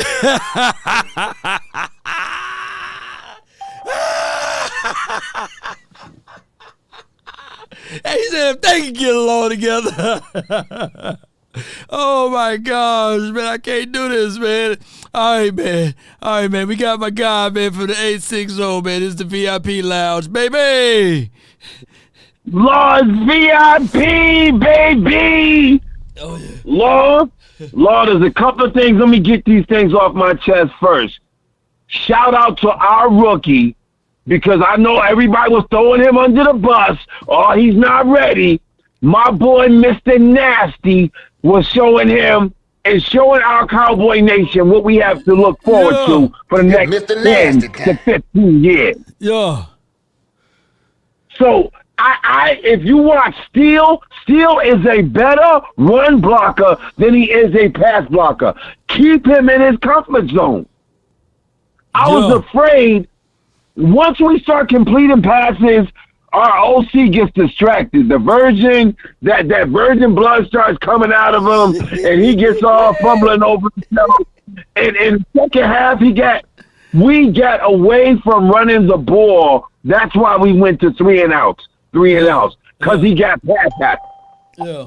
If we stick with that philosophy, and we're not even going to get, there is no Cooper Rush, Dak quarter.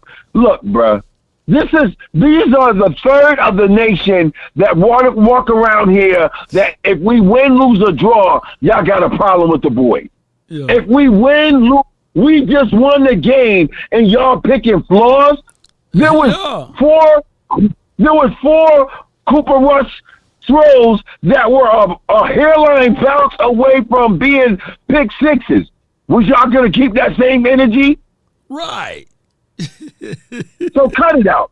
Cut it out. And I want to throw my last point up. I already told you, go check your tape. I told you Micah was going to have 2 to 3 sacks this game. You did. He had 2 sacks. You did. The great Mr. Walk on Water had 200 yards passing against us. Your boy Joe the Carl Burrow had 200 yards passing against us. Yeah. How about my Cowboys? Let's go, Law. Let's go, man. It's our Cowboys, man. It's just not yours. I'm greedy. I'm not bad. They are Cowboys, Law. You know, some of these dudes, man, they don't deserve to rock around with our star. Yes, man. So, hey, show of hands. Show of hands. If you walked around in your Cowboys gear all last week after the loss. Because a lot of y'all, man, ain't buying no more Cowboys merch, man. I ain't going to no more Cowboys game. Man, I ain't going to see, if I see somebody with a Cowboys star, I don't go the other way. I walked around boldly with my stuff on. I was going to say something else, but I got kids watching, All right, man, so we ain't going nowhere, man. We ain't going nowhere, baby. Yes, indeed, baby. I got the 703. Are you with me? What's up, Law? This is your man, JD from DC. JD. I got four quick points. Practice makes perfect. You saw how Cooper Rush, Stephen Core had a lot of more cohesiveness. My verdict, let Dak play at least a season or a series in preseason. Second thing, McCarthy's stamp was definitely on this game because we saw more 12 personnel than we did in any other game. Yeah. Notice, Law, they actually carried the ball 27 times to passing at 37. That means that Kellen was staying in his bag. Last two, pay attention to details. Do you know that this was the first game in a while where Dallas actually had less penalties called than the other team? Granted, we had more penalty yards, but they beat us by 1. And the last thing I got to say, let's give a shout out to that bend 'em and break 'em defense led by Dan Quinn with 4 different players with the sack, 2 and 2 sacks. I'm out. Man, appreciate you. He did it less than a minute, man. That's my guy, JD from DC. All right, so those are good observations. I think that put us right at 12-0 now when the Cowboys score first. So that's pretty good, too. Cowboys score first, man. It just something magical happened. And we elected to have the ball first, and I love it, man. When the Cowboys score a touchdown first, I believe that's our record. 12-0. Y'all put that down. So that dude had some good points there. I got my favorite uncle in the world. One of them, Uncle Charles. You live, baby. What's up, man? What's good? I told you I was coming back. Man, let me just say this, man. Let me tell y'all something. I'm going to tell you like I told you on the Boston Body Show. I'm going to say this one more time. We mean something to this Cowboy organization. Do not let these people make you think that you don't matter, because you do matter. You see? They wasn't listening. You see? That billionaire Jerry Jones, he is a man. He do got feelings. He do got sense. He do hear what you saying. Keep the pressure on. Keep the pressure on. Every time he do something stupid, call him out for it. Because they don't like to be talked about, but you're going to. Every time you do something stupid, we're going to talk about you. Let me tell you something. They didn't listen last week, but they showed here listen this week. Yeah. See, I had a friend. Yes, sir. I had a friend didn't listen. Didn't want to listen to his mom and dad. And mom and dad told him, say, hey, your son, if you walk out that door, you're on your own. Yeah. He said, I'm grown. I do what I'm going to do. And then he moved in with another friend with an old lady, and later on that night, it smelled like turpentine and ass. Well, ain't nobody told you to go over there and smell that, but since you there, stay there. And his mama said, you can't come back home, son. You're on your own. Yeah. Listen. He didn't listen, but he's listening now. Jerry Jones didn't listen. He's listening now. All we got to do is do our job. Don't put Cooper Rush in a position he don't need to be here. We can't make him be something he ain't. Yeah. Because quiet kept, he like to do 3 or 4 interceptions today. So let's keep it basic, let's keep it plain, and let's go Cowboys. Yes, indeed. That's my uncle right there, man. Yes, Cooper Rush. Yeah, he wasn't Bobby Rush today. Yo. Yeah, that's Uncle Charles, baby, man. Always bringing the flavor, the funk. That was Bobby Rush, y'all. That ain't Joe Jackson. That ain't no Joe Jackson. That's Bobby Rush, man. That's Bobby Rush right there. That's Bobby Rush, man. Yeah, that's Bobby Rush, man. That's not Joe Jackson, baby. Logan the Great, he says, if we continue to run the ball more and play solid defense like we did today, we'll be straight. I'm ready for Gallup, Dak, and Jerry Ron Kurtz to be back. Now, here's the good news. This is good news. Based upon how they played today, just stick to the run. Matter of fact, I will call up somebody else from the practice squad and make him a running back. You know, the other guy that we got, let's make this be a run-first team. Let it be, look, because we know Cooper. That back shoulder fade today, phenomenal to Noah Brown. That was his best throw. Not the touchdown. The back shoulder fade. Y'all know what down and out distance that was? That was a real good throw. I like that. Back shoulder fade, only the outer boundary, and Noah Brown had an opportunity to catch that. So we know he got that in his bag. That deep crosser, if he got a clean pocket, he's not going to be flushed out as much, right? If he can climb that pocket, he will hit those deep crossers. So what we got to do now, Cowboy Nation, is build around what Cooper Rush does great. And say, okay, you played against the Buccaneers defense, who's top-notch. You played against the defense that was just in the Super Bowl, the Cincinnati Bengals, with Jesse Bates. They had Cheeto Woozy on the outside. They had big boys up front. Logan Wilson, he did his thing in the middle. So we played against good caliber defense. So what we got to do now when we play against those Giants, who front is a little bit – Herbert was good tonight, but the Giants front is pretty good too. So we got to make sure we play a sound football, run the ball, make sure their tongues are hanging out, and know that this dude, Danny Dimes, what he's going to do is he's going to look at what Joe Burrows did last week or tonight. And Danny Dimes can run the ball. So we got to make him pay. We got to make a pay on the defense. All right, so the next caller in the building, we got my guy D from D.C. You from the 301. You're live. What's up, y'all? What's up, my dog? Talk to me, man. I told you we was going to win 2017. Check your tape. Okay, did you say that too? Let me see. Yeah. Go to my website. Go all the way down and comment. Leave me your address. Don't say it now, but leave me your address, and I will send you something as well. You did put that score down, man. You need to give me those lottery numbers too. I told you, below what you missing, dog. Cooper Rush's anticipation through. That's why he's so good. He anticipates very well. That's what people are missing. He's got very good anticipation. And Dak is not in anticipation, though. Okay. Dak is our quarterback. Mm-hmm. And like you said, Lord, we need to stop criticizing Dak because he's going to be here. Mm-hmm. But Cooper Rush proves that he's our quarterback, too. But, Lord, when you do your film breakdown, look how, pay attention to how good Cooper Rush anticipates his throws.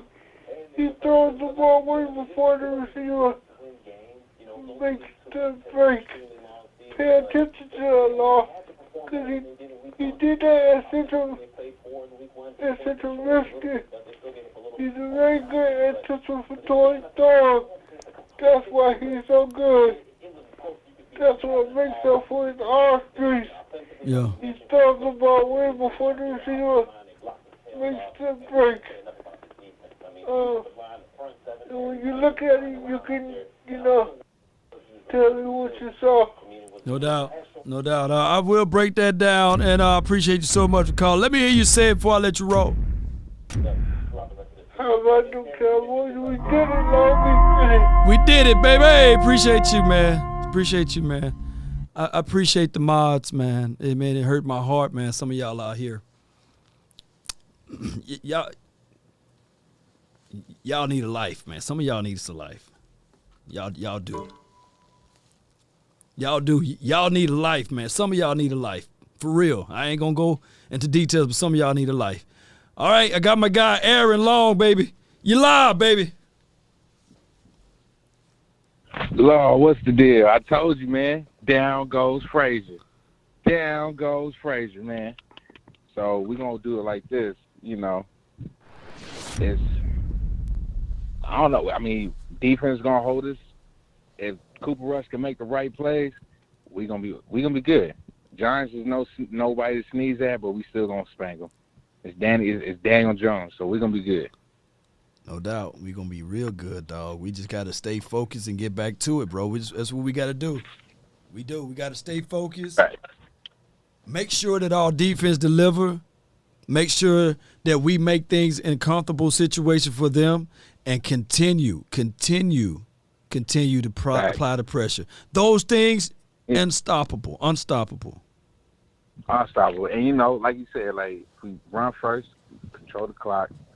And, you know, I'm not going to get into the Cooper and Dak comparison. Dak is our quarterback. You know, if Cooper could have been a starter, he could have been a starter. If Noah Brown could have been a starter, he would have been a starter with Tony Romo. No doubt. They did their job. Come on, next week, let's do their job again. That's what we got to do, fam. I ain't going to hold you up. You know what I'm saying? How about the Cowboys? Let's go. I'm on that good gas. I'm going to let you go. Let's go, man. Let's go. Appreciate you for calling in, fam. Indeed. Let's go, Cowboy Nation. Some of y'all don't have a heart, and that's just sad. Y'all blessed with everything in life, perfect communication skills, able to walk, able to eat, and God gave y'all mercy. Some of y'all need to be struck down dead by the night, but God has given y'all extra mercy, and y'all have time to laugh at somebody, ridicule, and mock. Sad. Some of y'all need a life, man. I'm for real. But I appreciate my mods, man. Not all of us are blessed.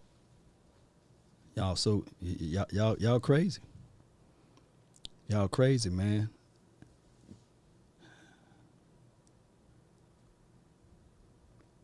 Point Dexter, man. You live from the 409.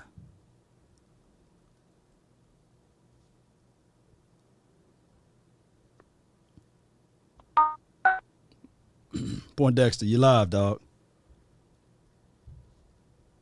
Let me get you, my bad.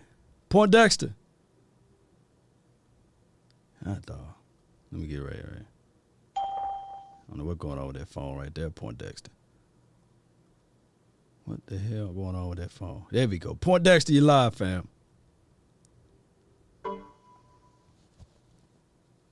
From the 210, you live.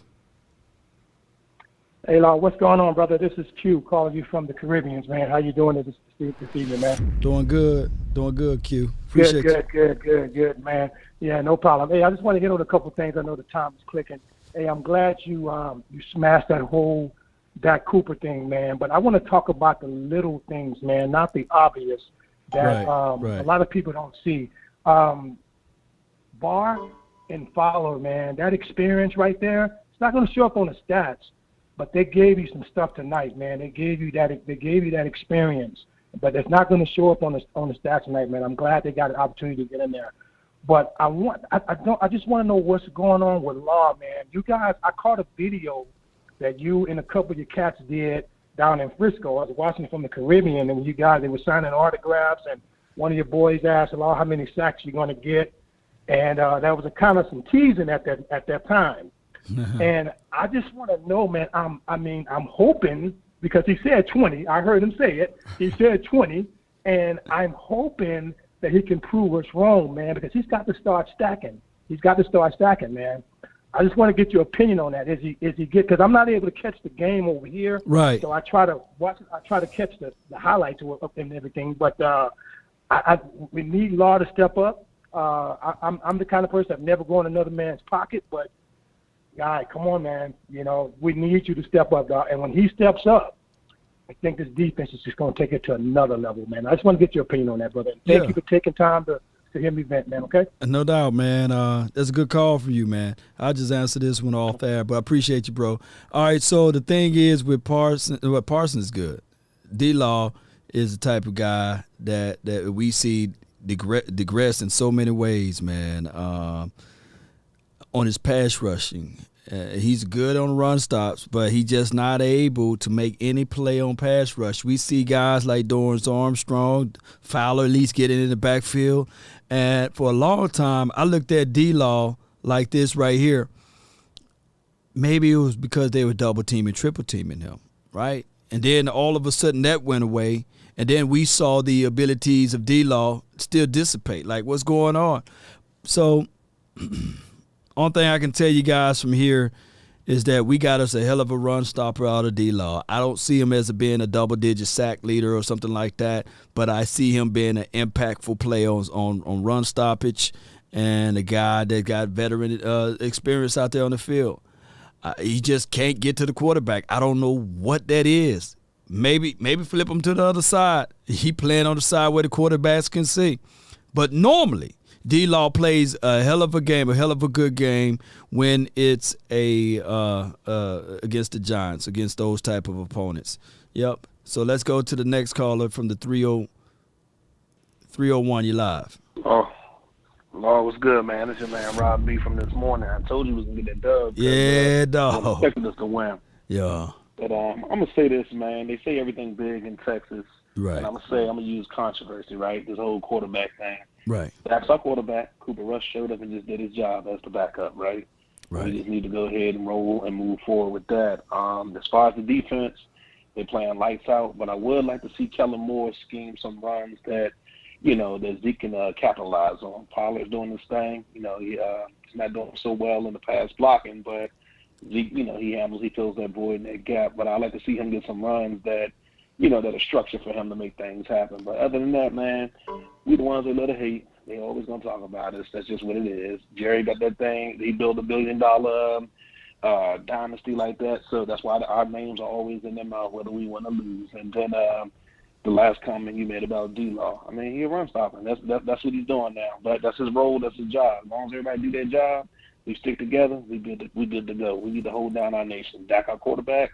Stand behind him. And then the last thing I'm going to say, let me know if there wasn't a time that Tom Brady, Drew Brees, Joe Montana, Troy Aikman, Tony Romo, anybody that's a great quarterback that ain't overthrown or missed somebody on the pass before.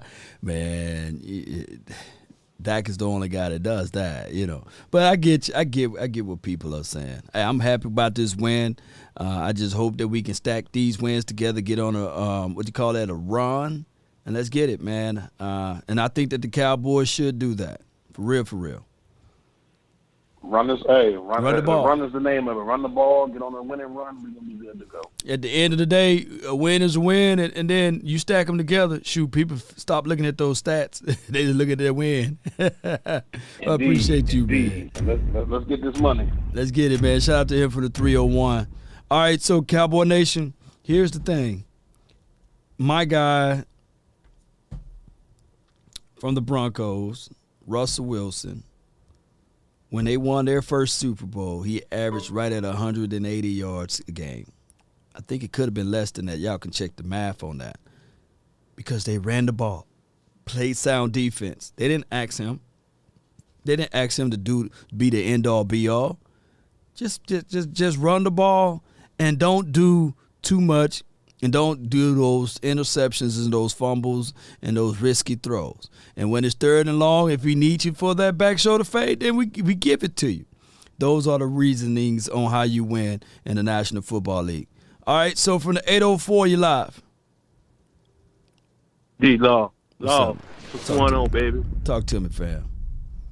Hey, birthday weekend. Yo. I got my win. Yo. I bleeded just like you. I love what you're doing, man. I watch you all the time. You and Mike Fisher, y'all are my sources for the Cowboys. Yeah. Cowboys are my team. You know, everybody, I hear all these every day, these people that's like dogging our team, whatever, you know. Everybody is a quarterback. Is a coach, not a quarterback, but is a coach. Right. If it was that easy, bro, all of us would be doing it, or one of us would be in Texas. Right. The thing is, what I hate is that we get enough flack. If any one of our other teams in the division lose, they may have to worry about one or two people. If we lose, we got to worry about the NFL, man. We got to worry about everybody. Yeah. Just take this win, man. Look, I'm loving it. We won. We won without our quarterback, Dak. Dak is the man. Say what you want. Jerry's not selling the team. I mean, that's just like if you own the team, you wouldn't sell it regardless. Nah. Okay? So, hey, he got the right to make whatever decisions that he wants. So get off of that. Get off of that. Get off of Dak. It ain't Dak. Dak is doing what he's supposed to be doing. Okay? We had a good win today. I'm loving it. I'm over here smiling, sitting in the same chair you sitting in, bro. Yeah. Okay. I feel you on that. Yeah. You know, and it's DC for L.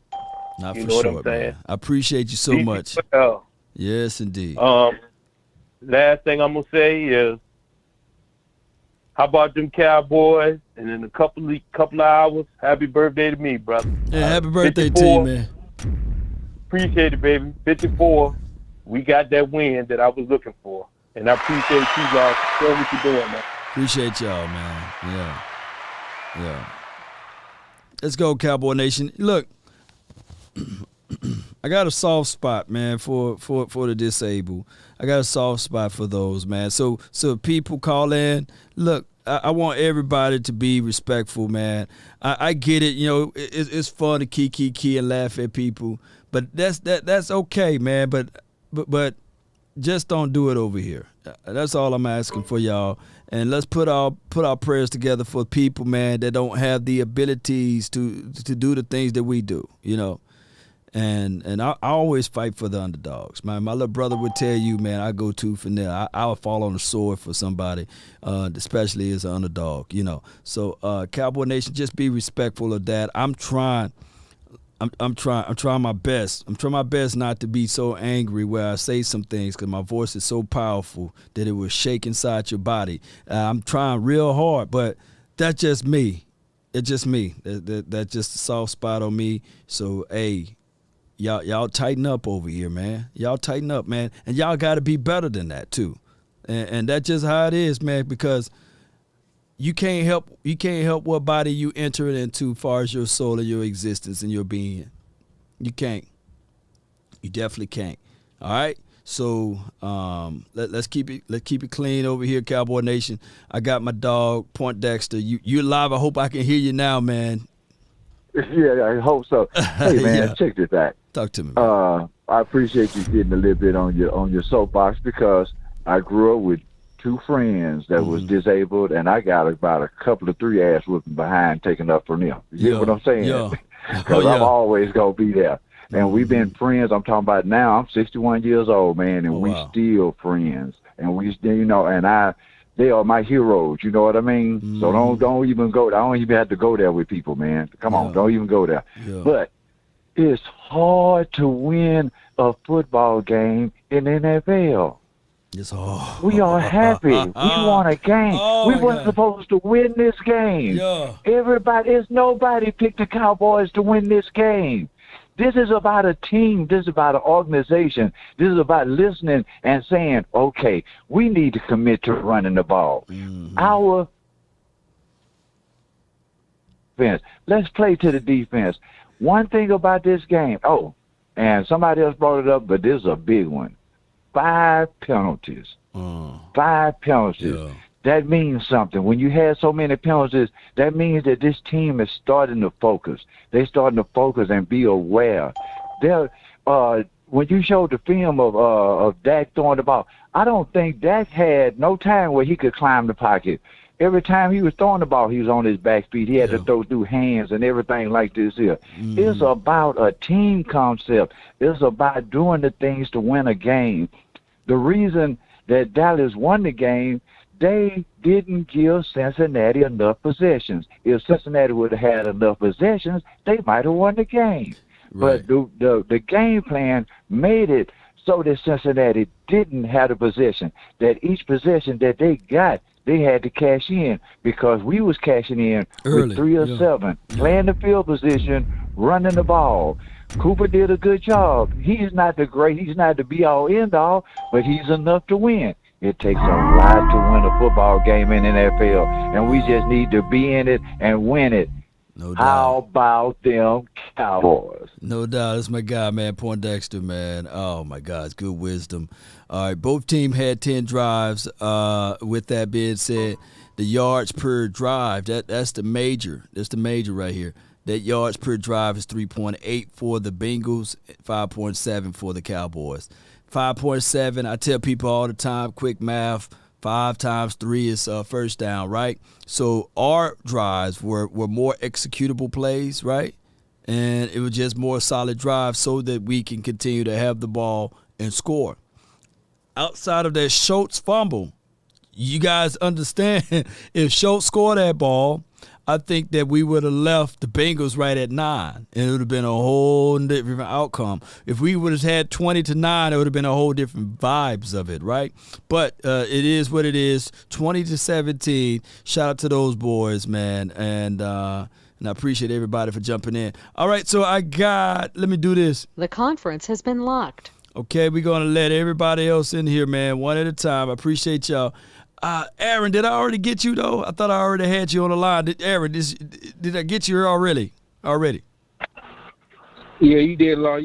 I'm just listening, but you good, though. All right, bro. Appreciate you, man. I'm just trying to make sure. 757, you live. Yes, sir. Yes, sir. Talk to me, man. Talk to me. Hey, thank you for having me on. I just wanted to step in. I enjoy everything you're doing. Mm-hmm. Congrats to the Cowboys Nation. Mm-hmm.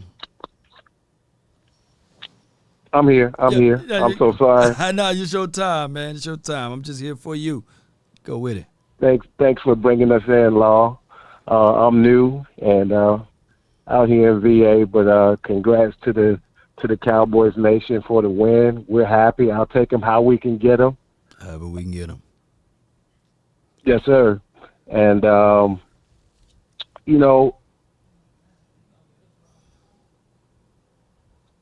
I just want to, every time we get an opportunity like this, these guys are the runner-up for the Super Bowl for last year.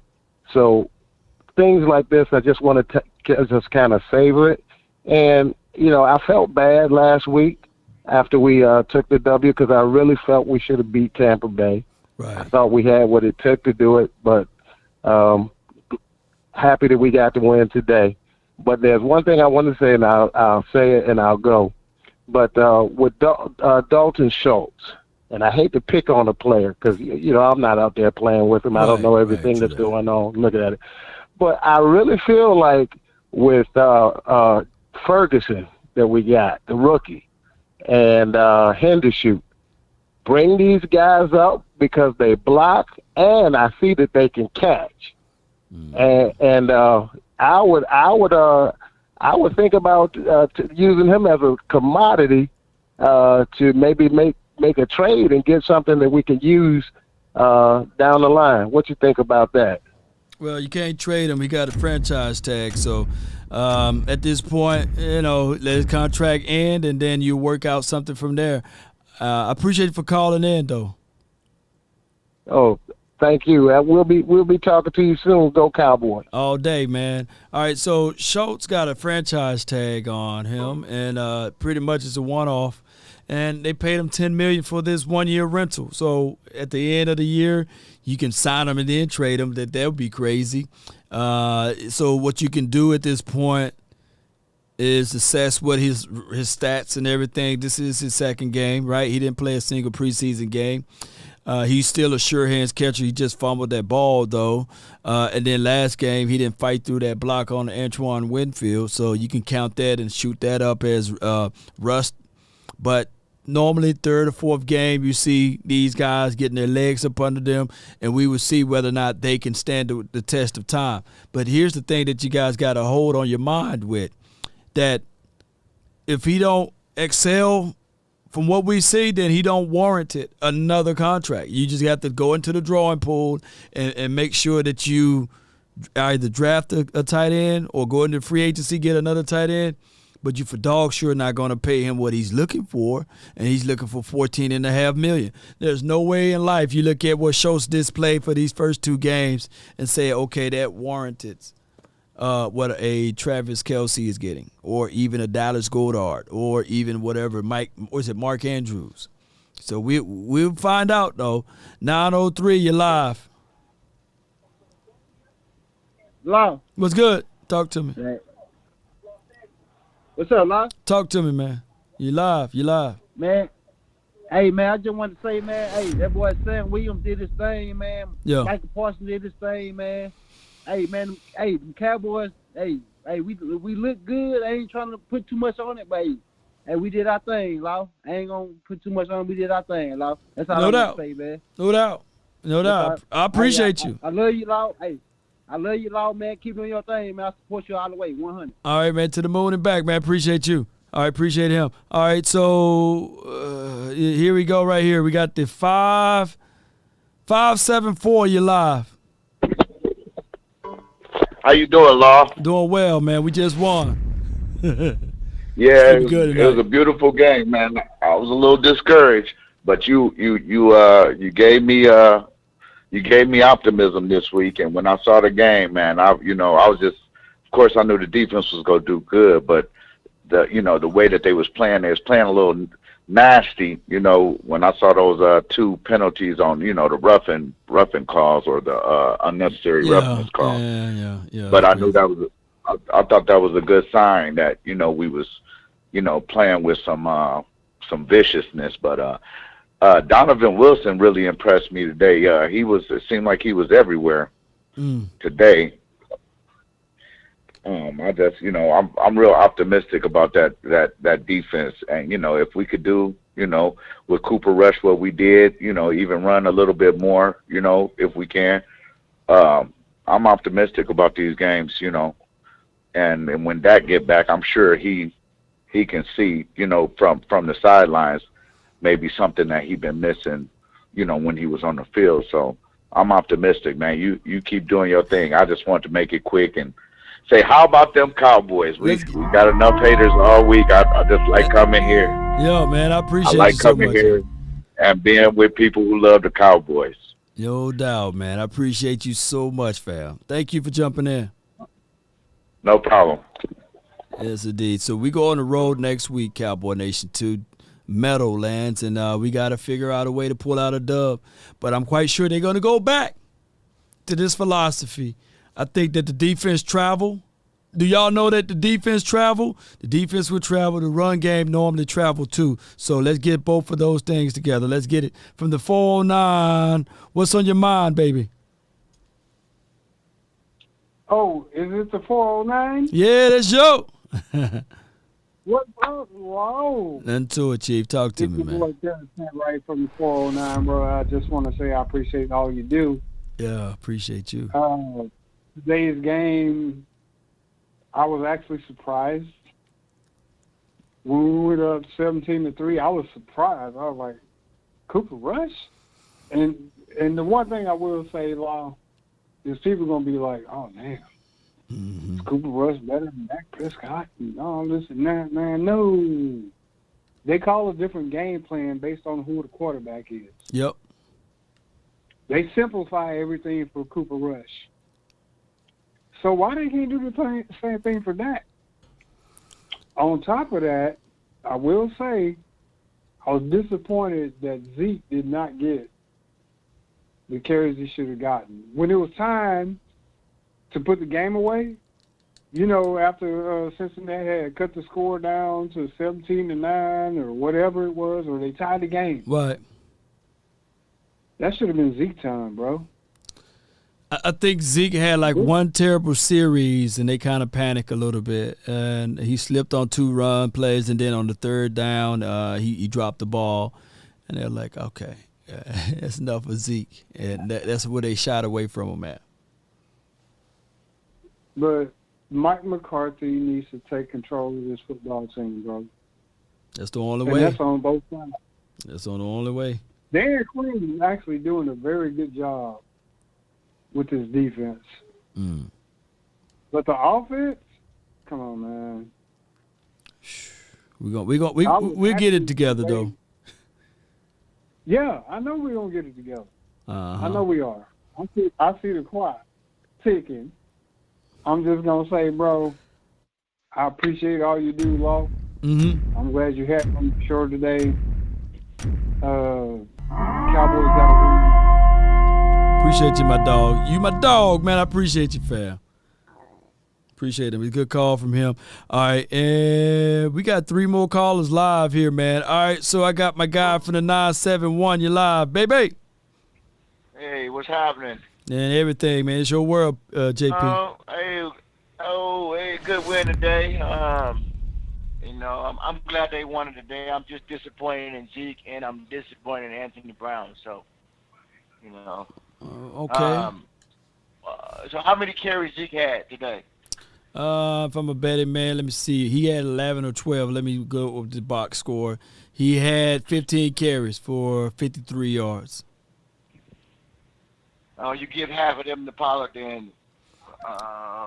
Pollard had 9 carries for out, 43, yeah.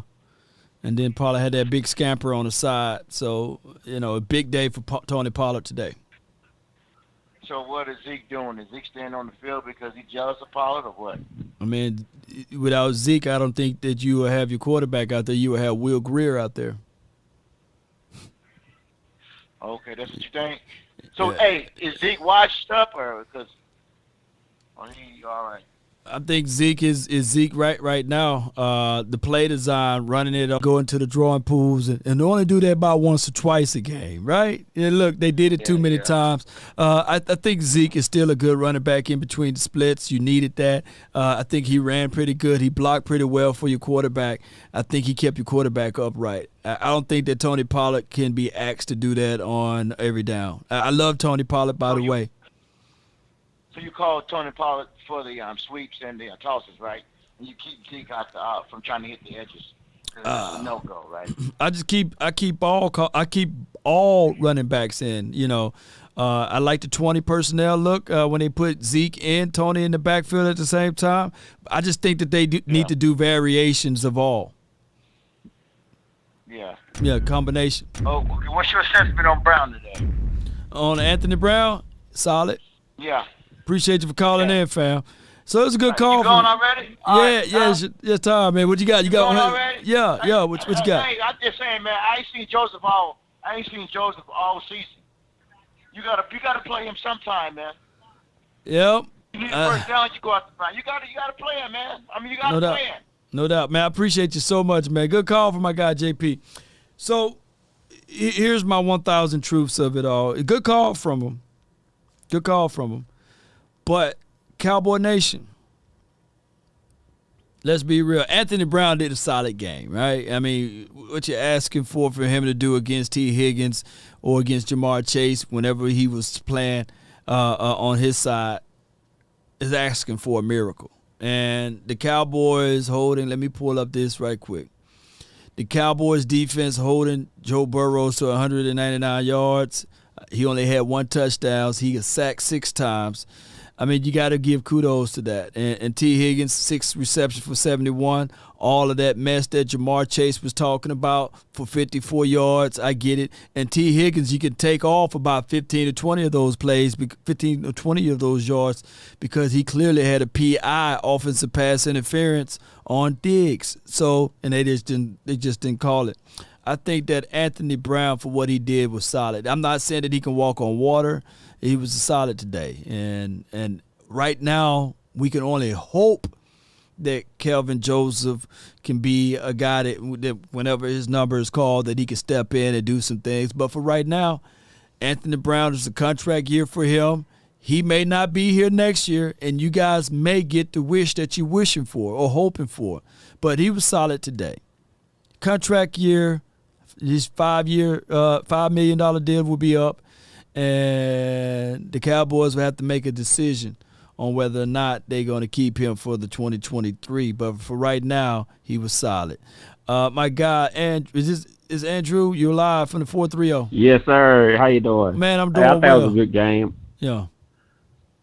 Yeah, thanks for letting me on, Law. I think it was a good game. I was a little nervous in the second half. I don't know what happened in the second half. No, I think the offense, they did get a good rhythm in the fourth quarter. Be honest about it, I know despite what people say about Cooper Rush, but at the end of the day, you can't play scary football. I hate to say, I think they need to give him a little bit more opportunity to throw the ball. Some of them balls got tips, and I think that's why they didn't go anywhere. But I guarantee if them balls wasn't tips, he would have made some good connection. I think he's been throwing pretty good for a backup. I think he surprised a lot of people. I think the only problem with the game is, like you said, I don't think they got a great team. It's just a play caller. It's about giving people the opportunity to make the best, what they can do. Not Noah Brown. I think he played, like I said, a good game as well, despite what we think about the team. I think it's a play caller. Mm-hmm. Yeah, I mean, shoot, Andrew, you on it right there. Shit.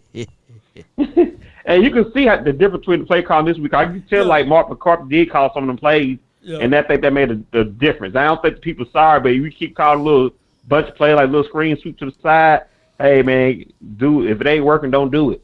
And I think they got caught up doing the same thing last week. The last game kept doing the same thing. What we're going to check on are the button hooks, the comebacks, and we're going to see how many times they did that this game. I didn't see a lot of hooks, a lot of comebacks. We didn't see that. It was all deep crosses, man. Deep crosses, some drags, and finding soft spots in the zone look. So we'll find out, man, what type of plays they did when the all 22 come out. Yeah, but they just did. But this game has to be better called. I think they can do with Cooper Rush. This is nobody know how to play against him, so I think they throw a little defense off a little bit because you don't know what to expect to Cooper. He don't got no film on him. Well, man, appreciate you, man. Take advantage of Thank you. Yeah, the Cowboys did a wonderful job of taking advantages of. They don't have a lot of tape on Cooper Rush outside of preseason, and I'm gonna tell you guys, football teams don't really dive too much into preseason. So they did have the Minnesota Vikings game tape, and they tried to do some of the things that they scouted on for Minnesota Vikings game, but they don't have the same personnel as Minnesota Vikings. So those are things that we have to contextualize and really dive deep into from there. All right, so I got my guy, man, Glenn Law, man. He's in the chat. You're live from the 202, man. What's good? Hey, what's good, Law? Thanks for taking the call. And also, thanks for what you do for sticking up for my man out there. Some people just have no fear of God, so I'll just kind of leave it at that. Most certainly, man. Yeah.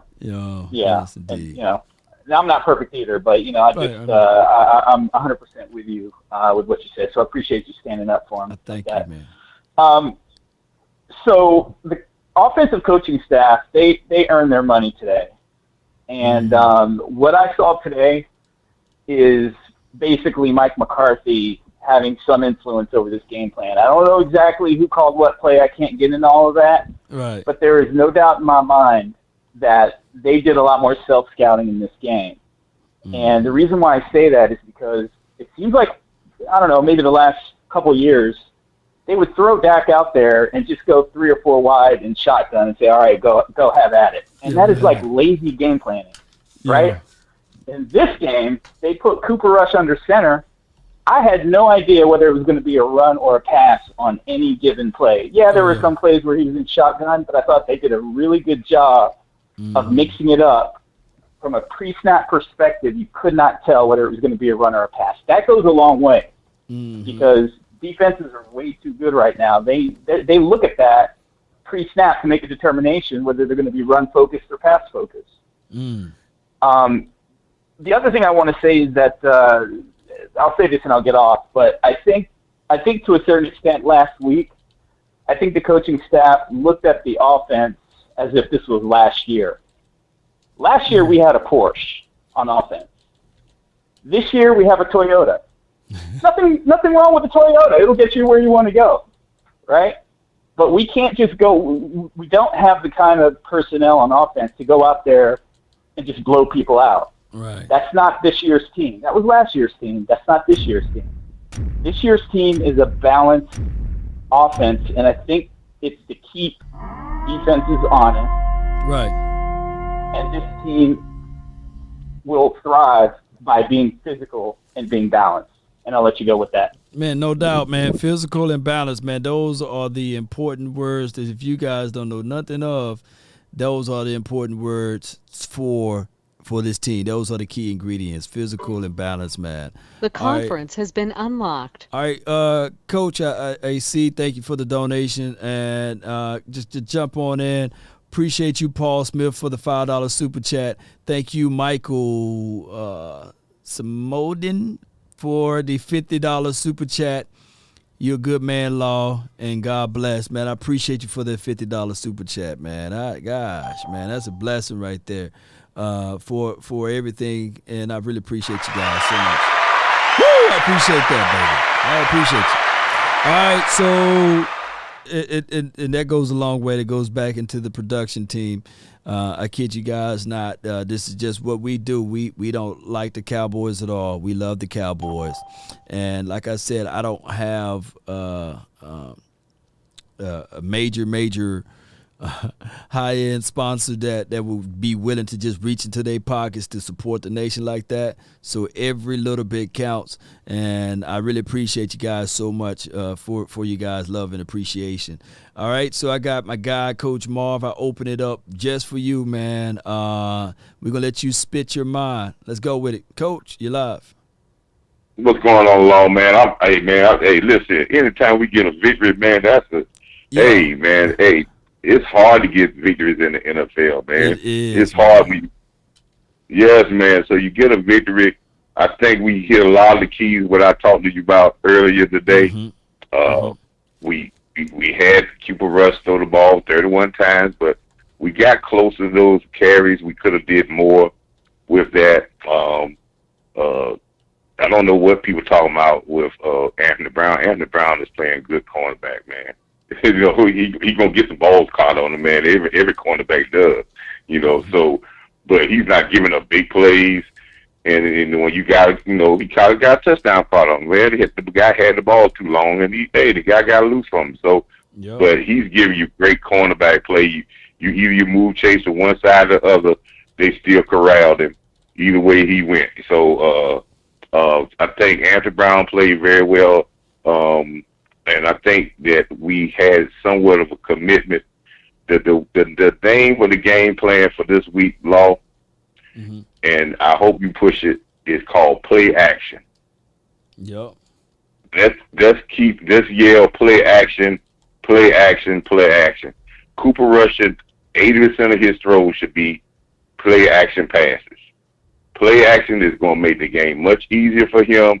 That means you still have to be committed to the run, but he'll be able to get better looks with play action. That's all 5 empty backfield. You're going to get him in trouble because, and I'm not saying he played bad, but he did throw 4 balls that should have been, it was right in the hands of Cincinnati Bengals tonight that should have been intercepted. But if he does play action and we commit to the running game and commit to this offensive line being physical, I think he can hold the fort down. I like the defense.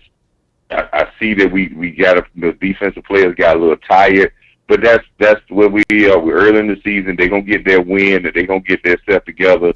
But these are games you have to scratch out. We have to scratch these out so we learn how to win games, and as we get better, like you have always said, Law, we want to see us progress to get better and better every week, so we could be champions when it's time to be champions. So let's enjoy this victory, Cowboy fans. Let's talk about how we should get better. Let's enjoy this victory and not get too overconfident, but get ready for a tough Giants team. This is not the Giants team of old. They play much better.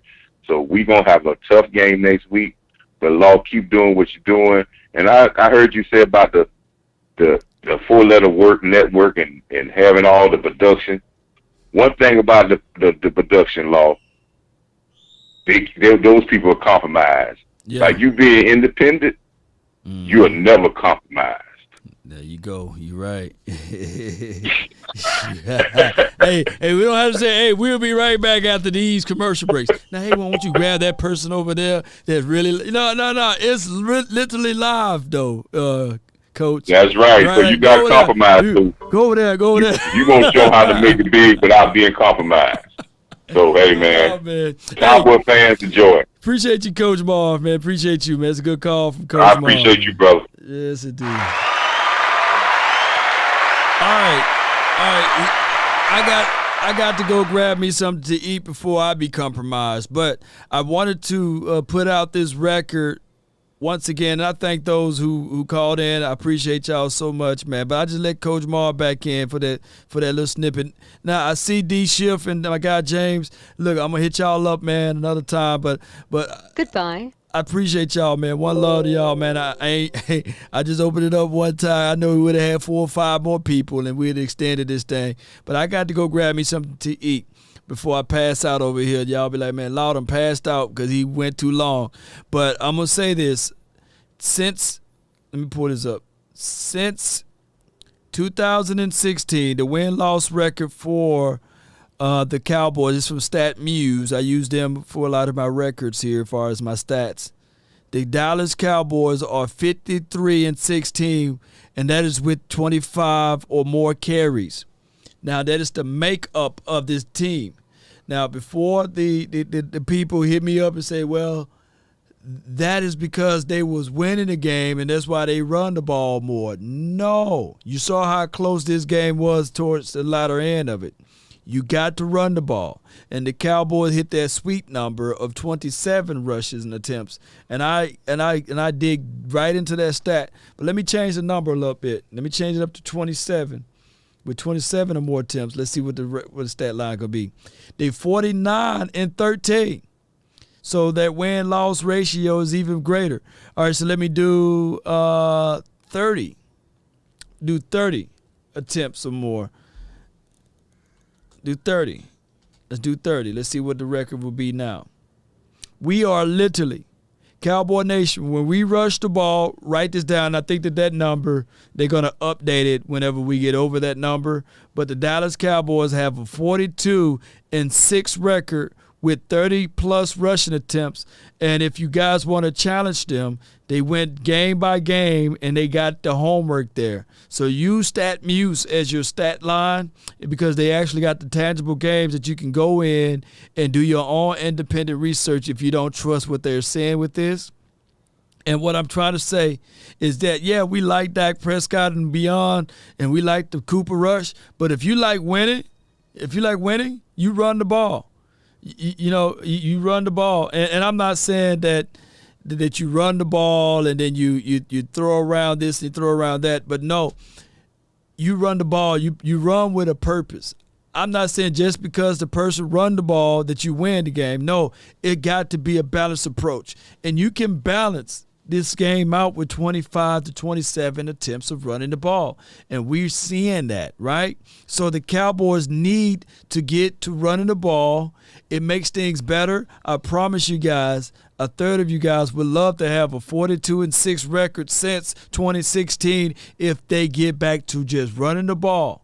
With the kind of caliber of quarterbacks that you got, you want to run the ball to help out everything. And this will put a lot of makeup on this thing, and I ain't talking about a pig. So I appreciate those who donated. I thank you guys for tuning in to this episode. A win is a win is a win. Let it shine for at least 48 hours, 24 hours if you want to get back onto the, we doom and gloom. You can do that after 24 hours. But for right now, if you guys could just do that for me, right? I mean, you don't have to like me, man. You can say that this and that about me, but at the end of it all, I love y'all, man. I want what's best for you guys, and I want what's best for the Cowboys Nation. Let's continue to grind and shine. I appreciate you guys. There will be no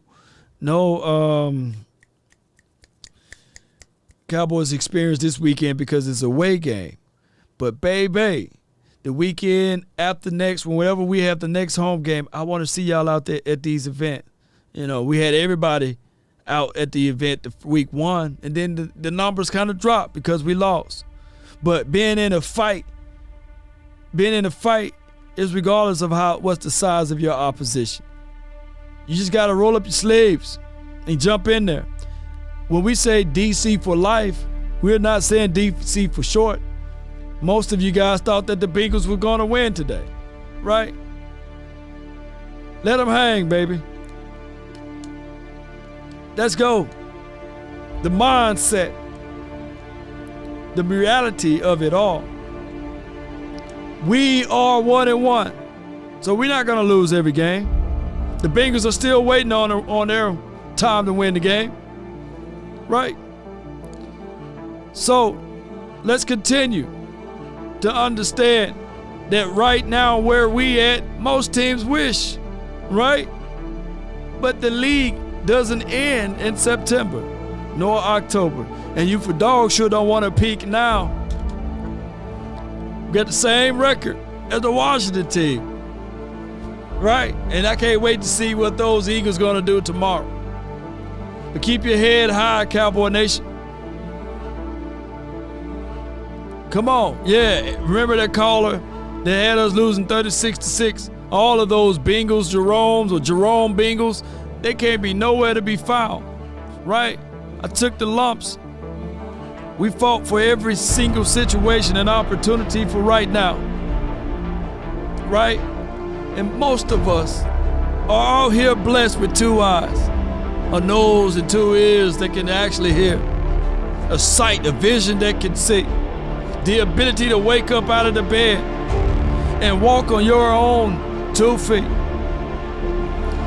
But it's the underdogs. Lord, why do you get weak when you hear the underdogs? I was told that I would never make it. My mama had me late. I stayed in the womb too long. I was born with all type of ailments. I couldn't speak at the time that I said that I should be able to speak, right? But I kept fighting. They said that I was slow. But look at me now, baby. Through the grace and mercy, favor was poured upon me. That's why I got a soft spot for those disabled.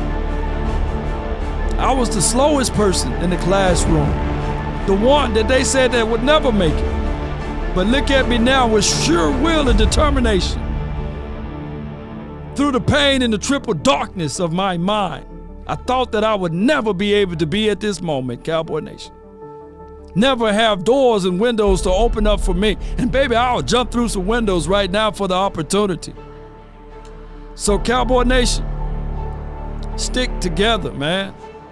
Let's not disown or dismiss the disabled, because they may be one day the person that you lean on and able to get you out of the mud. That's why I still say positive things. Hey, if I fall, I try to land on my back, because if I can look up, I will get up. And I'm going to continue to go at it 1,000%, not 100. If you want a thing bad enough to go out there and fight for it, to work day and night for it, to give up your time and your peace and your sleep for it, if all of your desires of it makes you quite mad enough that you don't get tired of it, and it makes you hold all other things tawdry and cheap, if life itself seems empty and useless without it, and all that you scheme and dream is about it, if you'll gladly go out there and sweat for it, fret for it, or plan for it, or lose all terror of your mind for it, if you will simply, just simply go after the thing you want with all of your capacity, strength and sagacity, with faith, hope, and confidence, and stern pertinacity. If neither cold, poverty, or famish, or fame, or sickness of body or brain can turn you away from the thing you want, if dogged and grim and besieged and beset it, with the help of Almighty, you will get it, Cowboy Nation. And I'm not afraid to say it to you guys, because I want the best from you. And this is just the beginning, baby. That's been my time. I really thank you all for yours. Shout out to you, Gina. Shout out to you, Pete. Shout out to you, Lisa. Shout out to you, the comment corner. And shout out to my guy, Cultural Cowboy. Appreciate y'all and the OT for making it happen for him to get a chance to go out there to this game to see us be victorious tonight. Shout out to you, Voodoo Black, Sheila Neal. Let's get it. Cowboy Nation stand tall. Let's go face these Giants. But before that time, Pookie, Ray Ray, Ashaniqua, let's celebrate this one. Baby, we about one love, baby. Let's get it. Let's run this thing all the way up and roll those credits, baby. Come on, baby. Let's go. Let's get it. And shout out to D. Jackson State University. Boy, we put a whooping on Grambling, didn't we? Let's get it. Come on. I just wanna run it up. Don't need no deals, I make the deal. Come on, shout out to TJ Worthy, Man A, Nick. Shout out to all of y'all for making it possible today. Kinda check a song. Come on. Lately I just wanna run it Run it, baby. SCDC, FC, my crew. Shout out to you, Nick. Shout out to the hard hitters too, baby. I need them fives, Come need on. them tens, I need that change to the safe, got blues inside. Let's go. Greens and pinks, it's all the same. I still save and roll my change. Take some losses when I play, charge it to the game. I'm with L, yeah, Final I'm with word T-Mac, gonna I'm be with Reverend dope now. this I'm with Tuesday Bay, yeah, I'm with night. Jay, yeah, I'm with Chuck and now. Come on. Still the same, not switching sides, now it's about loyalty. Loyalty. You switch sides off for the bag, and that's worth more to me. I mix Nike with designer, I experiment. Come on. You just rock what's on the shelf, and I'm not SJ, feeling William it. Burnett. Search for the one, Let's but go. baby girl, it's nothing real as this. Can't trust a soul, I keep a hammer, Call it too legit. I've been really in the field, love the rush, I love the feel. Lately, I just wanna run it up. Don't need no deals, I make the deal. Hey, LeMay, appreciate you. Lately, I just wanna run it Let me see up. some blue and silver hearts or white hearts or Kinda just check blue this hearts out. in the chat. Let's go. Lately, I just wanna run it up. Come on. Great show. Shout out to you. Lately, I just wanna run it up. Yeah, I just be off the dome. Come on. I never own no chrome. Yeah. Too many foes and clothes. Yeah, I be at home alone. I be in zones alone. I be on road alone. Yeah, I've been really in the field. Love the rush, I love the feel. Lately, I just wanna run it up. Rush all over the field, Don't baby. need no deals, I make the deal. Have to take it to a meal. Lately, I just wanna run it up. Come on, Cowboy Nation. Let's go. I gave myself 2 minutes. Hold on. Let me get myself up out of here. Come on, baby. Lately, I just wanna run it up. Let's go. Here we go. Lately, I just wanna run it up. Put the shades on. You can't see the eyes when you get the shades Lately, on. I just There we wanna go. Now I found it. There we go, baby. Let's get it. One love, baby. As we slow it down just a little bit. Shout out to everyone. Come on. Hey. If I offended anyone today, charge it to my head, not my heart. Let's continue to grind. Show me love by hitting that like, sharing this content. Let a friend or a neighbor know where to go. Let's get it. Take a drag of my cigarette. Shout out to you, Lise. Breathe you in. Yeah.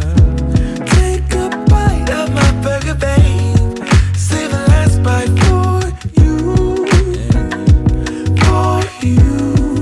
Ooh. Don't let the street lights get you all alone. You know it's dangerous to go alone. Let's go back up there, yeah. There we go. Don't let the street lights hit you. Can I be your player too? I'll follow wherever you go, whatever you do. Player too.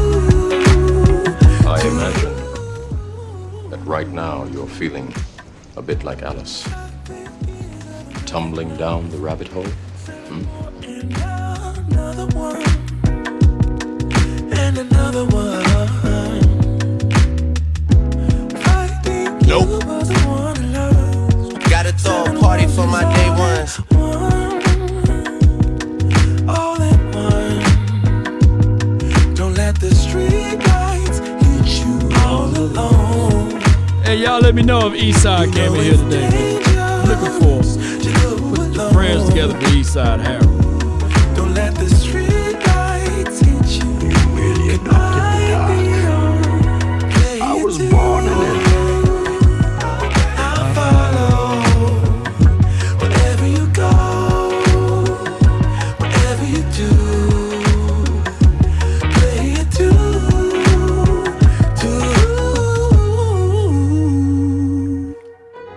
If a paper crane can fly, then forever doesn't feel that far. So far, so far.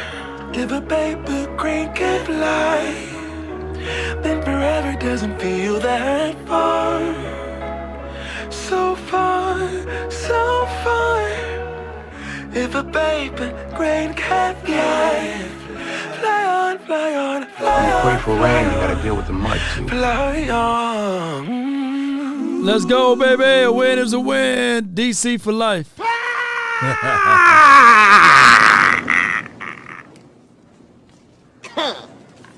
That's where the guts went. It's Mr. Nasty time.